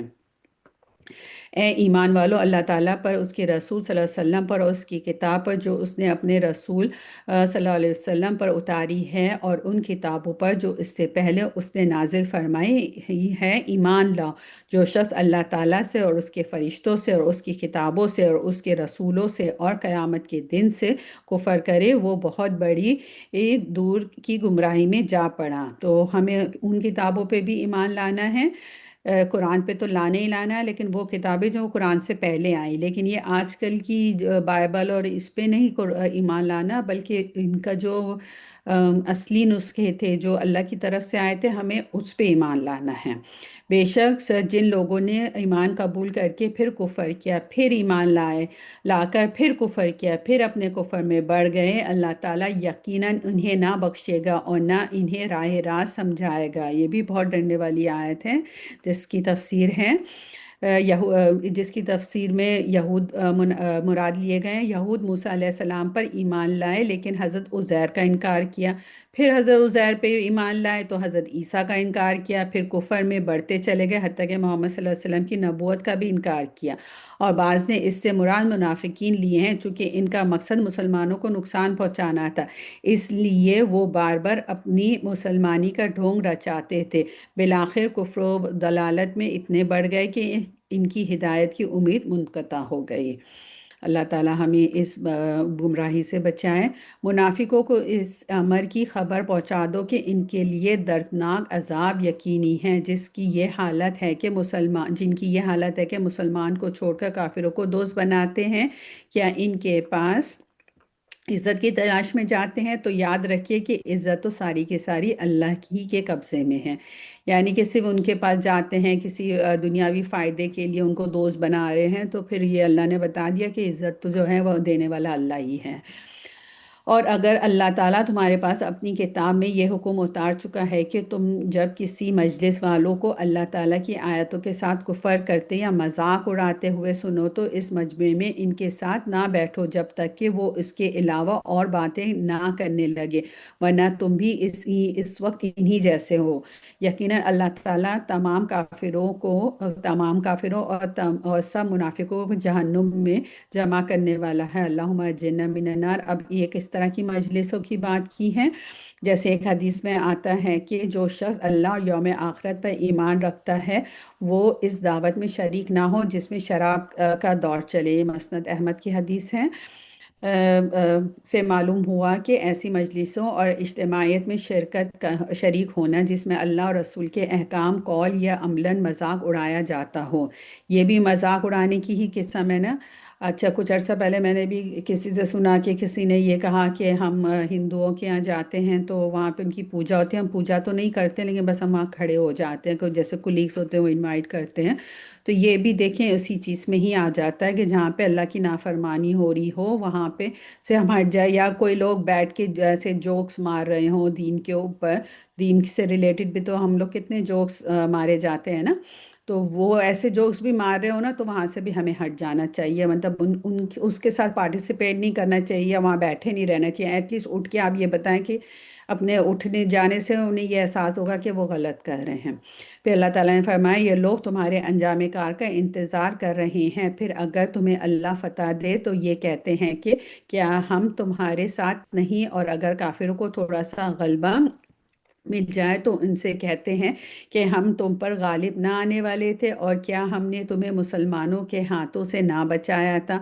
پس قیامت میں خود اللہ تعالیٰ تمہارے درمیان فیصلہ کرے گا، اور اللہ تعالیٰ کافروں کو ایمان والوں پر ہرگز راہ نہ دے گا۔ بے شک منافق اللہ سے چال بازیاں کر رہے ہیں اور وہ انہیں اسی چال بازی کا بدلہ دینے والا ہے، اور جب نماز کو کھڑے ہوتے ہیں تو بڑی کاہلی کی حالت میں کھڑے ہوتے ہیں، صرف لوگوں کو دکھاوا کرتے ہیں اور یاد الہی یوں ہی سی برائے نام کرتے ہیں۔ یعنی یہ منافقوں کی نماز کے بارے میں بتایا جا رہا ہے کہ وہ کس طرح کی نمازیں پڑھتے تھے، کاہلی کے ساتھ پڑھتے تھے۔ یعنی کہ نماز اسلام کا بہترین ایک اہم رکن ہے اور اشرف ترین فرض ہے، اس میں بھی وہ کاہلی اور سستی کا مظاہرہ کرتے تھے کیونکہ ان کا قلب ایمان، خشیت الہی اور خلوص سے محروم تھا۔ یہی وجہ تھی کہ عشاء اور فجر کی نماز بطور خاص ان پر بہت بھاری تھی، جیسے کہ نبی کریم صلی اللہ علیہ وسلم کا فرمان ہے، صحیح بخاری کی حدیث ہے، منافق پر عشاء اور فجر کی نماز سب سے زیادہ بھاری ہے۔ یہ بھاری ہے۔ پھر یہاں پہ یہ فرمایا نا کہ برائے نام ہی پڑھتے تھے، تو اللہ کا ذکر تو برائے نام کرتے ہیں یا نماز مختصر سی پڑھتے ہیں؟ جب نماز اخلاص، خشیت الہی اور خشوع سے خالی ہو تو اطمینان سے نماز کی ادائیگی نہایت گراں ہے۔ یہ ہم نے اور سورہ بقرہ میں بھی ان منافقوں کے بارے میں آیا ہے، حدیث میں نبی کریم صلی اللہ علیہ وسلم نے فرمایا یہ منافق کی نماز ہے، یہ منافق کی نماز ہے، یہ منافق کی نماز ہے، کہ بیٹھا ہوا سورج کا انتظار کرتا رہتا ہے یہاں تک کہ جب سورج شیطان کے دو سنگوں کے درمیان یعنی غروب کے قریب ہو جاتا ہے تو اٹھتا ہے اور چار ٹھونگے مار لیتا ہے۔ یہ صحیح مسلم کی حدیث ہے۔ تو ہمیں بھی اپنی نمازوں کا خیال رکھنا چاہیے اور بہترین نماز پڑھنے کی اللہ ہمیں بھی توفیق عطا فرمائے۔ وہ درمیان میں ہی معلق ڈگمگا رہے ہیں، نہ پورے ان کی طرف نہ صحیح طور پر ان کی طرف، اور جسے اللہ تعالیٰ گمراہی میں ڈال دے تو اسے اس کے لیے کوئی راہ نہ پائے گا۔ اے ایمان والو، مومنوں کو چھوڑ کر کافروں کو دوست نہ بناؤ، کیا تم یہ چاہتے ہو کہ اپنے اوپر اللہ کی صاف حجت قائم کر لو؟ دیکھیں اس بارے میں تیسری بار یہ بات کی جا رہی ہے۔ اچھا، اس کا مطلب یہ ہرگز نہیں ہے کہ جو نان مسلم ہیں ان کو ہم دوست ان سے ہم کوئی تعلق نہ رکھیں، ان کے ساتھ حدیث کے مطابق ان کے ساتھ آپ جو ہے حسن سلوک کریں، ان کے ساتھ آپ کاروبار کر سکتے ہیں۔ یہاں پہ اس طرح کی دلی دوستی ہے کہ آپ اپنے سیکریٹس ان کے ساتھ شیئر نہ کرو، جو ریئلی آپ کے جو سیکریٹس ہیں وہ اس طرح کی چیزوں سے منع کیا گیا، لیکن ان کے ساتھ یہ اس کا مطلب نہیں ہے کہ ہم ان کو اس کے ساتھ مخلص ہمارے نیبر میں ہے تو ہم ان کے ساتھ اچھا سلوک نہ کریں۔ منافق تو یقیناً جہنم کے سب سے نچلے طبقے میں جائیں گے، ناممکن ہے تو ان کا کوئی مددگار پائے، تو ان کا کوئی مددگار پائے۔ یا نچلا حصہ کیا ہے؟ حاویہ کہلاتا ہے جہنم کا جو سب سے نچلا حصہ ہے، یعنی کہ کافر بھی اس کے اوپر والے لیول پہ ہوں گے، جو جہنم کے اس سے اوپر والے لیول میں ہوں گے، کیونکہ منافق جو ہے نا وہ آستین کے سانپ ہوتے ہیں، وہ مسلمانوں کے ساتھ مخلص بننے کا ایکٹ کرتے ہیں اور ان کے پیچھے ان کے سب سے بڑے دشمن ہوتے ہیں، اس لیے ان کی سزا بھی بہت بڑی ہے۔ ہاں، جو توبہ کر لیں، یعنی کہ اب ان منافقین کے بارے میں یہ بتایا گیا ہے، ہاں جو توبہ کر لیں، اصلاح کر لیں اور اللہ تعالیٰ پر کامل یقین رکھیں اور خاص اللہ ہی کے لیے دینداری کرے تو یہ لوگ مومنوں کے ساتھ ہیں، اللہ تعالیٰ مومنوں کو بہت بڑا اجر دے گا۔ اس کا مطلب ہے یعنی منافقین میں ان چار چیزوں کا خلوص دل سے اہتمام کرے گا، وہ جہنم میں جانے سے بجائے جنت میں اہل ایمان کے ساتھ ہوگا۔ تو اس کا مطلب ہے کہ ہمارے لیے بھی یہ بات ہے اور منافقین کے لیے بھی کہ توبہ کرنا، کیا کیا چار چیزیں ہیں؟ توبہ کرنا، اصلاح کرنا یعنی کہ اپنے آپ کو امپروو کرنا، پھر اللہ پہ کامل یقین رکھنا اور خالص اللہ ہی کے لیے داری کرنا، یعنی اپنے دین کو اللہ کے لیے خالص کرنا۔ اب اس پورے جز کا خلاصہ اس آیت میں بیان کیا جا رہا ہے، جس میں اللہ تعالیٰ فرما رہے ہیں اللہ تعالیٰ تمہیں سزا دے کے کیا کرے گا اگر تم شکر گزاری کرتے رہو اور با ایمان رہو۔ اللہ تعالیٰ بہت قدر کرنے والا اور پورا علم رکھنے والا ہے۔ تو اللہ تعالیٰ ہمارے اس پڑھنے کو قبول فرمائے، اور جو ہم نے شروع میں بات کی تھی نا کہ اس پورے جز کا مقصد جو ہے وہ کیا ہے، ہمارے لیے ٹیک ہوم میسج کیا ہے کہ آخرت میں کامیابی کے لیے با ایمان ہونا اور شکر گزاری کرنا ضروری ہے۔ ہم اللہ کا شکر ادا کرتے ہیں، اللہ کی ہر نعمت کا، اللہ تعالیٰ ہمیں با ایمان بنائے اور شکر گزار بنائے۔ الحمدللہ رب العالمین۔ ہمارا آج جز نمبر 5 کمپلیٹ ہوا۔ اللہ سے دعا ہے کہ اللہ تعالیٰ ہمیں اس پہ عمل کرنے کی توفیق عطا فرمائے۔ اس میں جو غلطی ہوئی وہ میری طرف سے تھی، شیطان کی طرف سے تھی۔